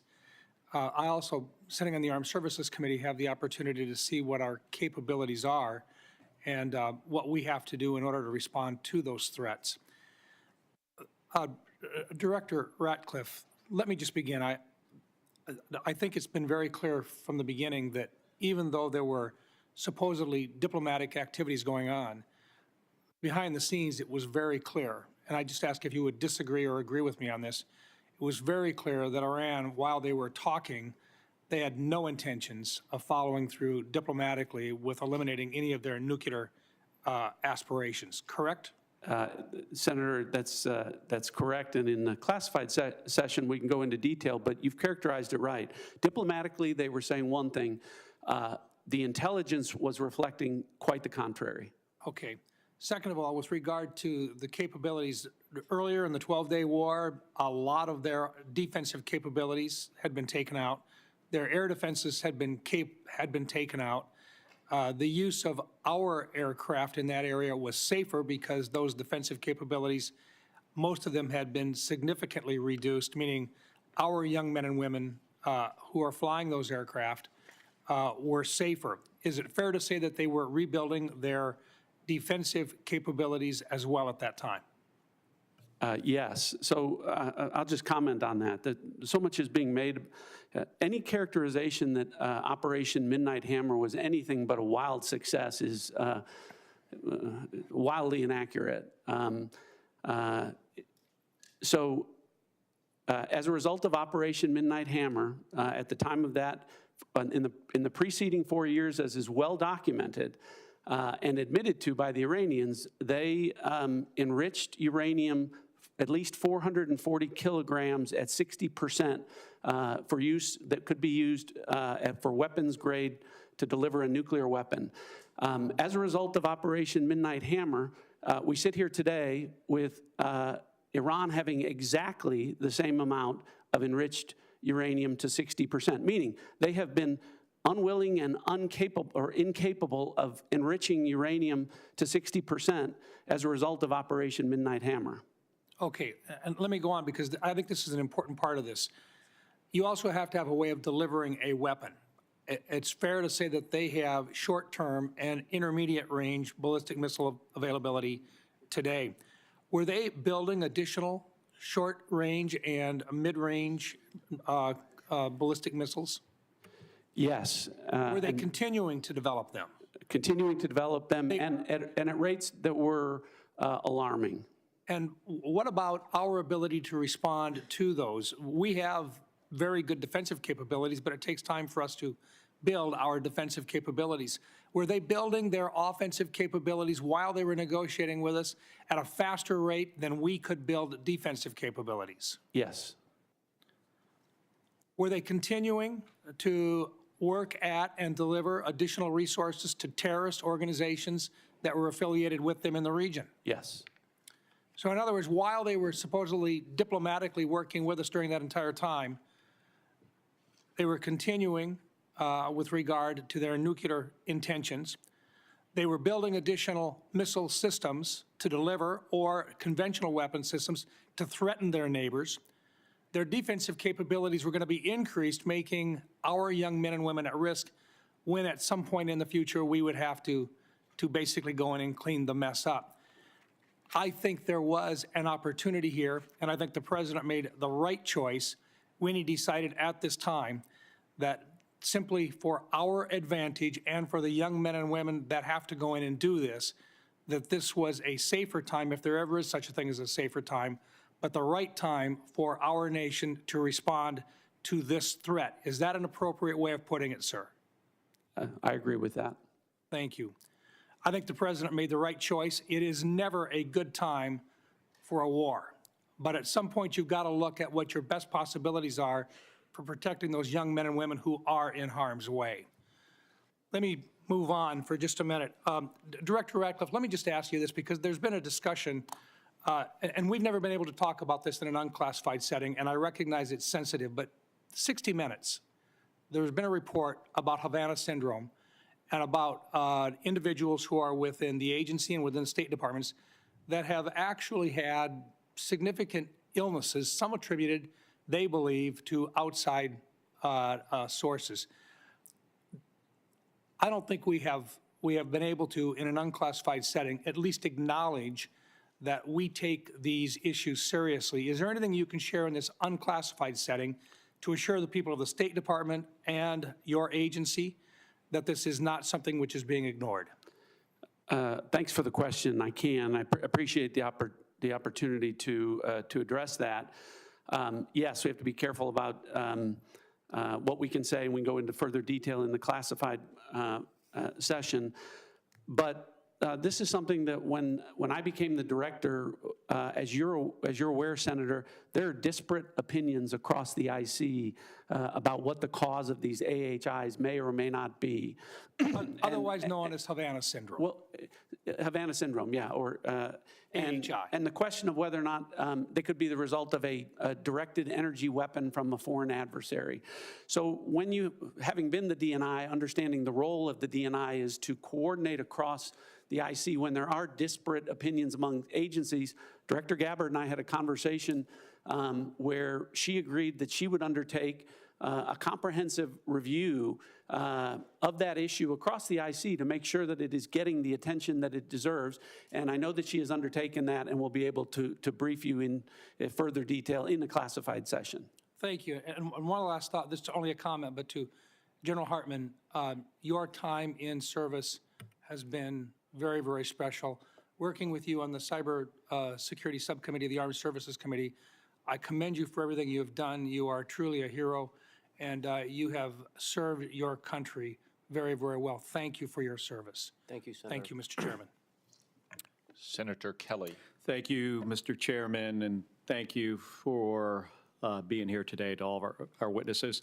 So for more than a decade, the United States has tried to make a pivot to Asia in its national defense strategy in order to confront significant threats from China. For years, administrations of both parties have identified China as a top threat facing our country and worked to build relationships across Asia and deter Chinese aggression. At the same time, we have bolstered our European allies and asked them to contribute more to their defense to deter Russia. Directors Gabbard and Ratcliffe, would you agree that China and Russia are our primary geopolitical rivals? Director Gabbard. Yes, they are our primary strategic competitors. Thank you. Director Ratcliffe? I would agree with that, although I don't think they're equal in terms of the threats that they pose. Thank you. So that brings us to the war with Iran. So this has created one of the largest ever supply shocks to the global oil supply, which has sent gas prices skyrocketing for Americans. But not everybody is losing. Directors Gabbard and Ratcliffe, is it accurate that Russia has gained billions of dollars in additional oil revenue due to price spikes as a result of the war and loosened sanctions? Director Gabbard. That is what has been reported. I'd defer to the Director of Secretary of Treasury and Energy on that front for details. Director Ratcliffe. Yeah, I'm not an economist, not going to try and do those calculations. But as I talked about earlier, sometimes there are decisions made that will benefit adversaries. At the same time, policymakers think that it will benefit the American people. It's clear, I think we'd all agree that sanctions were loosened, and that means more money into the coffers of Vladimir Putin. Would you agree that if he has more funding, he is likely to put that to his war effort against Ukraine? Director Gabbard. I would defer to an actual intelligence assessment on what they would believe his intentions are. Director Ratcliffe? Yeah, I wouldn't speculate on that. Wouldn't speculate? Okay. Okay. And is it accurate that China is continuing to receive preferential oil flows from Iran despite the conflict as Iran allows its own tankers to transit the strait? Director Gabbard, I'm going to go back and forth between the two of you. There has been some reporting of China, India, and other countries being able to move their tankers through the strait. However, it is unclear the volume or the measure of that. Okay, so it sounds like it's accurate. Thank you. I'm going to move on. Director Gabbard, you tweeted yesterday that President Trump concluded there was an imminent threat and made a decision to attack Iran after carefully reviewing all of the information before him. I think the country deserves to know what the information was. I'm going to ask a series of questions and just want a yes or no. We don't need any explanation, just yes or no, starting with, were you asked, I'm not asking if you did brief this, were you asked to brief on whether Iran would close the Strait of Hormuz? I'm not going to comment on what the president did or didn't ask me on any topic. I'm not asking if you briefed it. I'm just asking if there was a request I understand by the White that. House. Director Ratcliffe, were you asked to brief on whether Iran would close the Strait of Hormuz? The briefings to the president of the White House typically don't come at the request of the White House. So typically when we get intelligence that we want the president to be aware of, the intelligence community brings that to the president. Did you produce the analysis for the Straits of Hormuz? There has been and continues to be analysis with respect to that. Were you asked to brief on how our adversaries and allies would respond to the war in Iran? I imagine I'll get the same answer.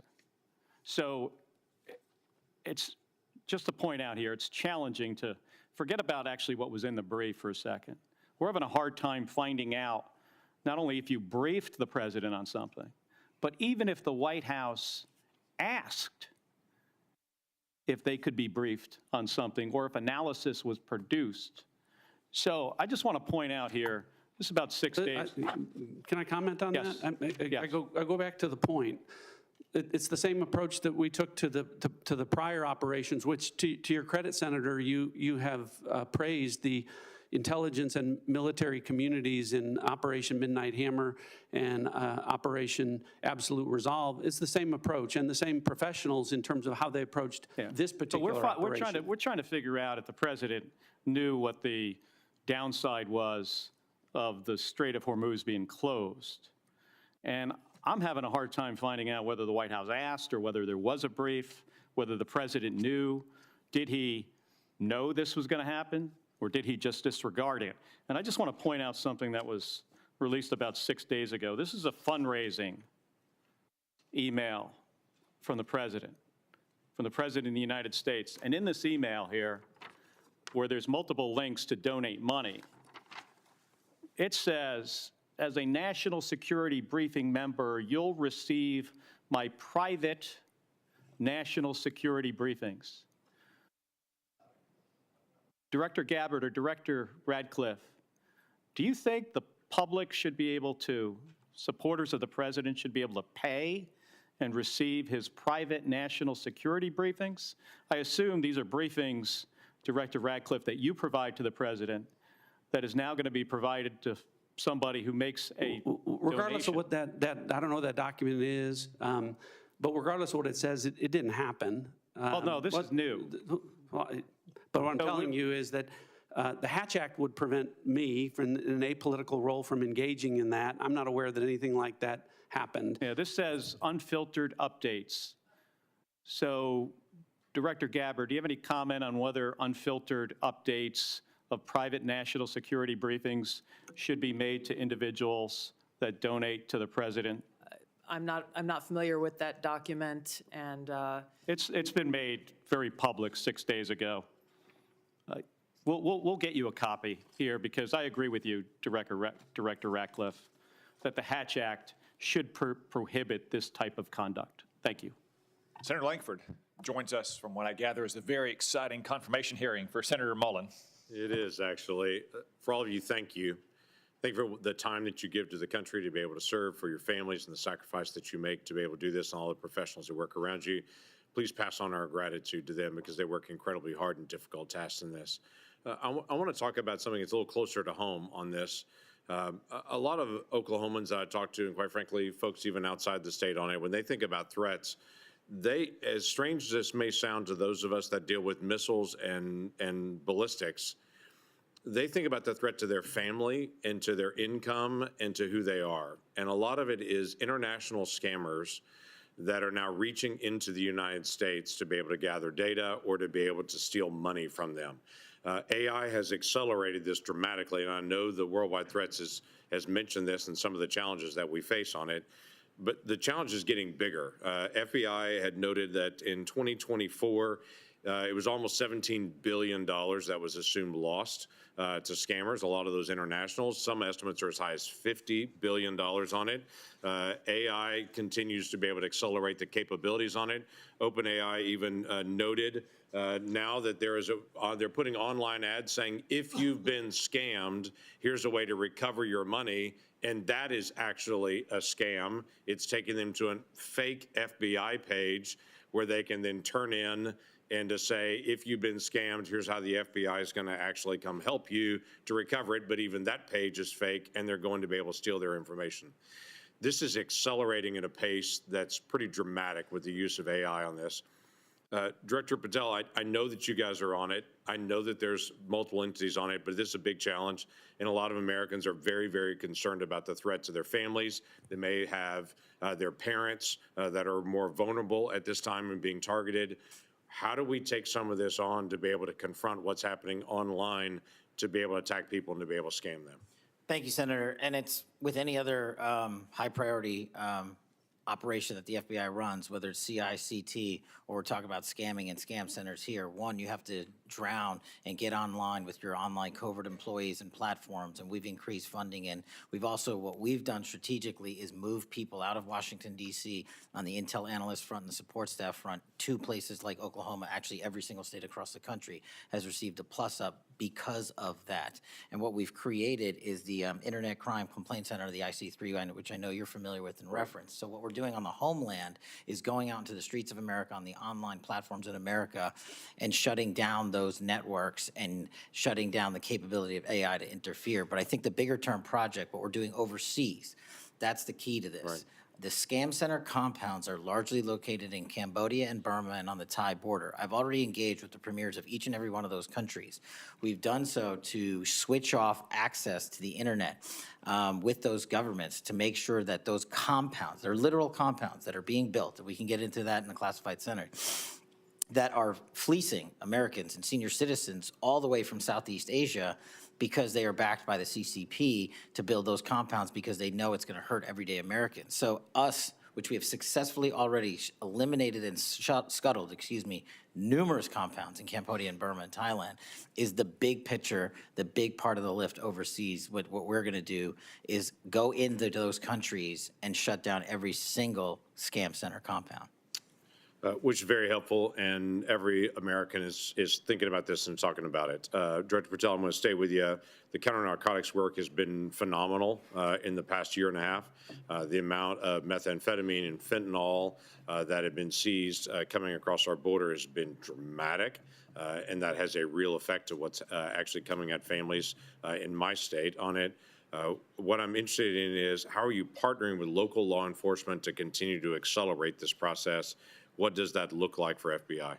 Absolutely, Senator. The counter-narcotic mission can't be complete without state and local law enforcement. So we are embedding more task force officers across the country on the specific counter-narcotics mission. We've also stood up with our interagency partners in Tucson, Arizona, the Southern Border Intelligence Center, specifically on the counter-narcotic mission, so that we can utilize the Department of War and interagency capabilities on the law enforcement front. That's why we seized enough fentanyl in 2025 to kill 178 million Americans. That's a 31% increase year over year. And here's a statistic that everybody should be proud of. Opioid overdose deaths from last year dropped 20 points. 20 points from across the country.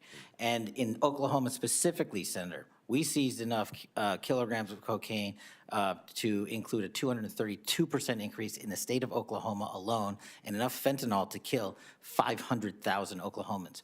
We can't do that unless we have great police partnerships, which has been a priority of mine, is why I've embedded police officers here at headquarters from around the country to make sure we have that connectivity. And I've shortened the task force officer onboarding pipeline from 1 to 2 years to 90 days. We need them. Yeah, we do. Director Ratcliffe, the annual threat assessment highlights this year the Muslim Brotherhood in particular, and calls out some of their financial material support on this. That may be surprising to some folks here, but it's not surprising to folks all across the Middle East in the threat that the Muslim Brotherhood continues to pose to so many governments and entities across the world on that. How is the Muslim Brotherhood financing itself and its acts of terrorism? And is there something that we need to do here to be able to make sure that we're protecting Americans in the threat?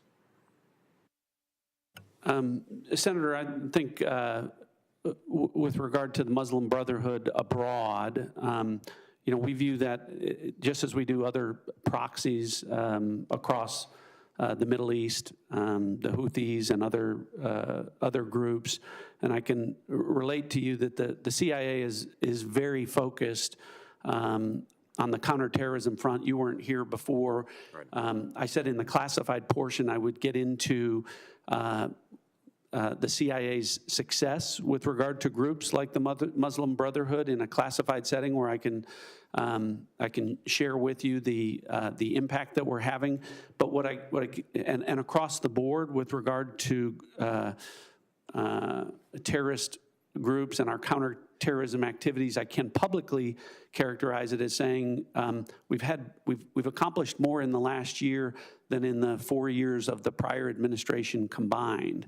So hopefully it gives you some measure of comfort about how we're approaching things and the effectiveness that we've had in the last year in that regard. And I look forward to getting into detail in the classified portion. Look forward to that. Thank you. Senator Reed. Thank you very much, Mr. Chairman. Ladies and gentlemen, thank you.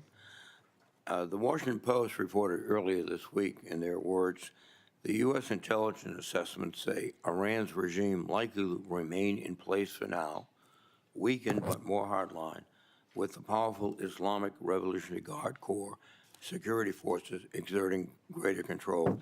Director Gabbard, do you stand by that reported intelligence community assessment? I don't stand by any leaked so-called intelligence to the media. I do stand by the intelligence community's assessment that was included in the annual threat assessment that speaks directly to this issue, that as of this moment, the regime maintains power within Iran, even though they are vastly degraded on almost every front.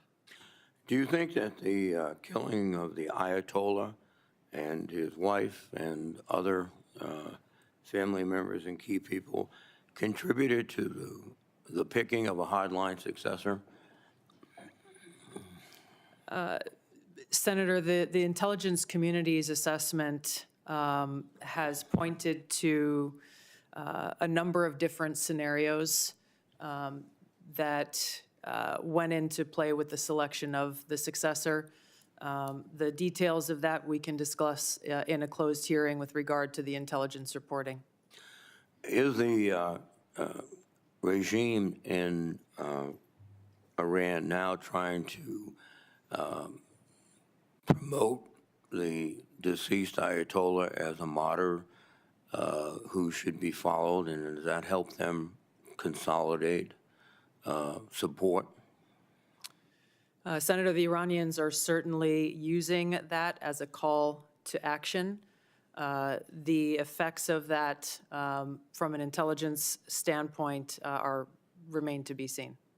There is a tradition in Shia, though, to honor martyrs. One of their greatest celebrations is the martyrdom of the grandson of Muhammad. Is that correct? That's right.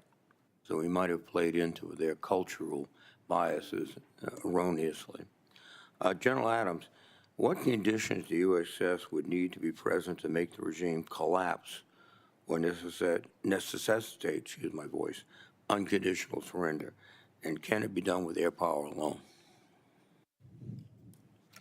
Senator, we have at the Defense Intelligence Agency put together a number of scenarios coordinated across the IC with regards to what we would forecast the future would be. There are 4 specific goals that we've been told to track and analyze with regards to the goals of the U.S. Effort.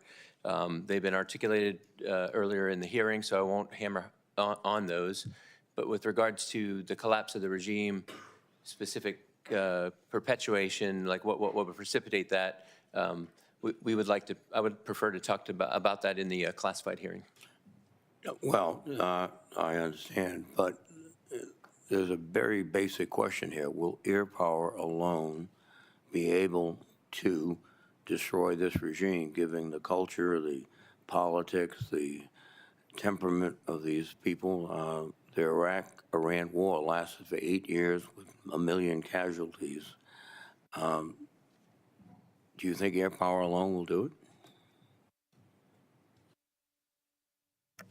Senator, the capabilities that our joint force brings to bear can accomplish many missions. To forecast exactly what can and can't accomplish this goal,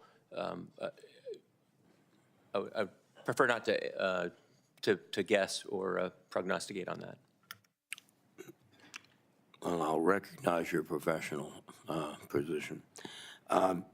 U.S. Special Envoy Steve Witkoff recently stated that Russian leaders told Trump on a call that they were not sharing intelligence with Iran. Witkoff said, quote, "We can take them at their word." Director Gabbard and Ratcliffe, do you take President Putin at his word? I'll go ahead and answer. No, I don't take Vladimir Putin at his word. Are they providing intelligence to the Iranians? Well, we talked about this before. Yes, sir.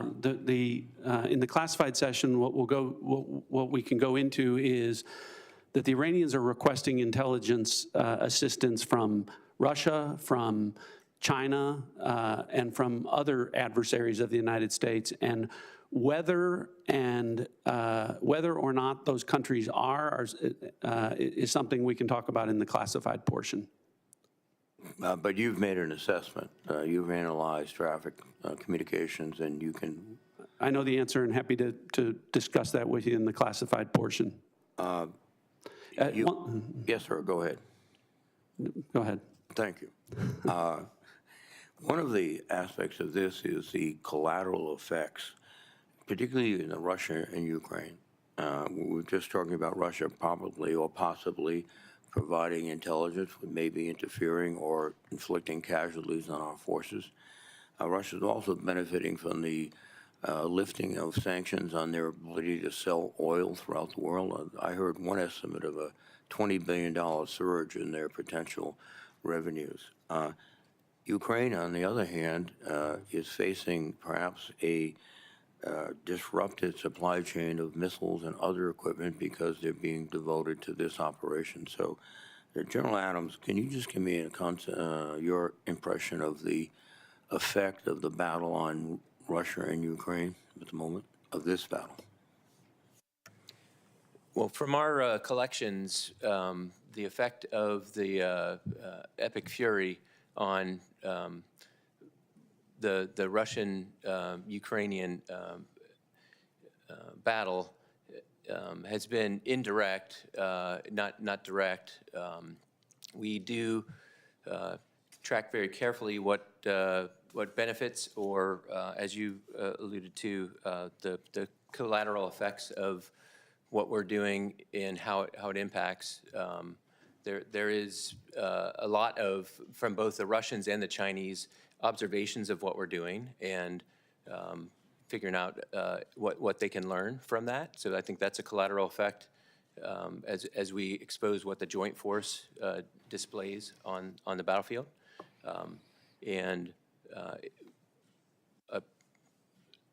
I think we can talk in a little more detail as we move to the classified session, some of the things that we're collecting specifically about what those effects are. Thank you very much, sir. Thank you, Mr. Senator Chairman. Ossoff. Thank you, Mr. Chairman. Thank you all for being here. And before I ask you a few questions, I want to call everyone's attention again to this fundraising email signed by the President that Senator Kelly mentioned earlier, in which the President of the United States invites his campaign donors to, quote, claim your spot, join now to receive private national security briefings to his political donors, featuring a photo of the President at a dignified transfer ceremony with a flag-draped coffin of an American service member killed in action returning to their family. And the American people need to know that the President of the United States is fundraising for his political campaign and his PAC using images of American service members killed in action, and it's a disgrace. Now, Director Gabbard, I'd like to reground this in your core responsibilities. Under the law, you are responsible for providing national intelligence to the President, correct? Yes, And to the heads of executive branch departments and agencies, yes? yes. And to the chairman of the Joint Chiefs and senior military commanders? Across the IC, yes, And to the Senate and the House and relevant committees, correct? yes, And the law states that the national intelligence you provide to Congress, quote, should be timely, objective, and independent of political considerations, correct? yes, And you noted in your opening statement you're here fulfilling a statutory responsibility and that your testimony, quote, represents the IC's assessment of threats, That's right. correct? That opening statement, as submitted to the committee in advance of this hearing, stated that as a result of last summer's airstrikes, quote, Iran's nuclear enrichment program was obliterated, end quote, correct? that's right, And is that in fact the assessment of the intelligence community? yes, So the assessment of the intelligence community is that Iran's nuclear enrichment program was obliterated by last summer's airstrikes. yes, In the opening statement you submitted to the committee last night also stated, quote, there has been no effort since then to try to rebuild their enrichment capability, end quote, correct? that's right, And that's the assessment of the intelligence community. yes, The White House stated on March 1st of this year that this war was launched and was, quote, a military campaign to eliminate the imminent nuclear threat posed by the Iranian regime, end quote. That's a statement from the White House. Quote, the imminent nuclear threat posed by the Iranian regime. Was it the assessment of the intelligence community that there was an imminent nuclear threat posed by the Iranian regime? The intelligence community assessed that Iran maintained the intention to rebuild and to continue to grow their nuclear enrichment capability. Was it the assessment of the intelligence community that there was a, quote, imminent nuclear threat posed by the Iranian regime, yes or no? Senator, the only person who can determine what is and is not an imminent threat is the president. False. and This he is the made that worldwide, this is the determination. worldwide threats hearing where you present to Congress national intelligence, timely, objective, and independent of political considerations. You've stated today that the intelligence community's assessment is that Iran's nuclear enrichment program was obliterated and that, quote, there had been no efforts since then to try to rebuild their enrichment capability. Was it the intelligence community's assessment that nevertheless, despite this obliteration, there was a, quote, imminent nuclear threat posed by the Iranian regime? Yes or no? It is not the intelligence community's responsibility to determine what is and is not an imminent threat. Okay. That is up to the Here's the president problem. based on a volume No, of it is information precisely, that he it is receives. precisely your responsibility to determine what constitutes a threat to the United States. This is the worldwide threats hearing where, as you noted in your opening testimony, quote, you represent the IC's assessment of threats. You are here to represent the IC's assessment of threats. That's a quote from your own opening statement. And so my question is, as you're here to present the IC's assessment of threats, was it the assessment of the intelligence community that, as the White House claimed on March 1st, there was a, quote, imminent nuclear threat posed by the Iranian regime? Yes or no? Once again, Senator, the intelligence community has provided the inputs that make up this annual threat assessment. You won't answer the It is the question. nature of the imminent threat that the president has to make that determination based on a collection and volume You're here of to be information and timely. intelligence that he is provided with. You're here to be timely, objective, and independent of political considerations. Exactly what I'm doing. No, you're evading a question because to provide a candid response to the committee would contradict a statement from the White House. Let me ask you about your presence in Fulton County on January 28th of this year. You were present at the FBI's raid on the Fulton County Elections Office on January 28th, correct? I was present for part of the FBI exercising a warrant approved by a municipal judge. Yes, to and the obtain FBI was there executing, investigation. that warrant to seize ballots and materials associated with the 2020 election, correct? Yes. And are you aware that members of this committee have already opened inquiries into your election-related activities? Yes. And are you aware that your general counsel and deputy general counsel have already provided testimony to this committee regarding those activities? Yes. On February 2nd, you sent a letter to Senator Warner regarding your presence at the raid. Was that letter accurate? I don't recall the exact date, but if I sent a letter that had my signature, it was accurate. You stated in the letter that your presence at the raid was, quote, requested by the president, correct? Yes. When did the president request your presence at the raid? The day of the raid, the warrant execution commencing. The day of the raid. Yes. He called you on the phone?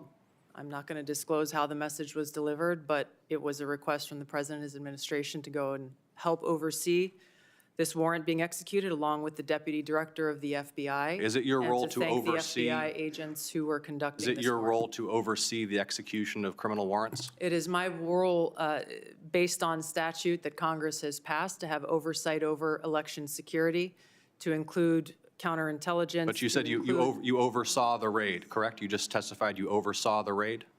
portions of it. Okay. Did you handle any ballots or election-related materials? No. You were inside an FBI evidence truck, correct? You were photographed inside an FBI evidence truck. It was an empty truck, yes. The president stated, quote, you looked at Senator's time has votes that expired. wanted to be checked out. The Is that senator's accurate? time is expired. Did you look at votes as the president Senator stated? Ossoff, your time has expired. You respond can for the have her- record? No, she cannot respond No, because for the record, will the director please respond for the record to that question is my I'm happy to question. respond to questions for the record. Thank you, Director Gabbard. Thank you. Vice Chairman? I just want to, not going to go back to this issue. I'm sure we'll address in the closed setting, but I am very disappointed. This is the only one time a year the public gets to hear from you guys in this kind of setting. And the fact that we have repeated public reporting, including a major story in the Wall Street Journal today about China and Russia assisting Iran, which seems obvious and evident, and none of you would confirm that publicly, I think doesn't give the American people the full challenges of this war. I would add what I said earlier, that the media is not a classification authority, but certainly sounds like something Russia and China would do and that have done for decades in the past to Americans. To wrap up a little business here before we adjourn the open session, we will reconvene in 30 minutes in our usual location for the closed session. That's at 12:56 promptly.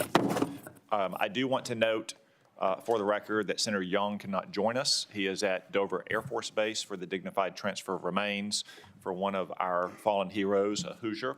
And I would invite everyone to join Senator Young in praying for the family and friends of that soldier and all the soldiers who have given their life in the defense of our freedom and security. General Hartman, I want to again acknowledge you, given your impending retirement, since this is your last appearance for the committee. I'm sure you hope, and I'm sure that the thing you'll miss most about your long career in uniform is testifying before Congress. I remind members that questions for the record will be due by the close of business on Friday, March 20, and the audience will remain seated for a moment so that our witnesses and members may exit and proceed promptly to the closed session. This open session is adjourned. From the public? Excuse me, can we ask a question? How do we know they have ahead, sir. So I have a question that I'm posing, which is, we just had a 2.5-hour hearing with Tulsi Gabbard, the head of the CIA, the head of the FBI, and all the senators, Democrat and Republican. Not once did the word Israel. Not once did the word Israel. And we're talking about global threats. I want to know, is this a war in Iran for Israel? Is this a war for Israel? And Senator Cotton, isn't it a global threat that the U.S. continues to support Israel? Israel dragged us into this unprovoked war.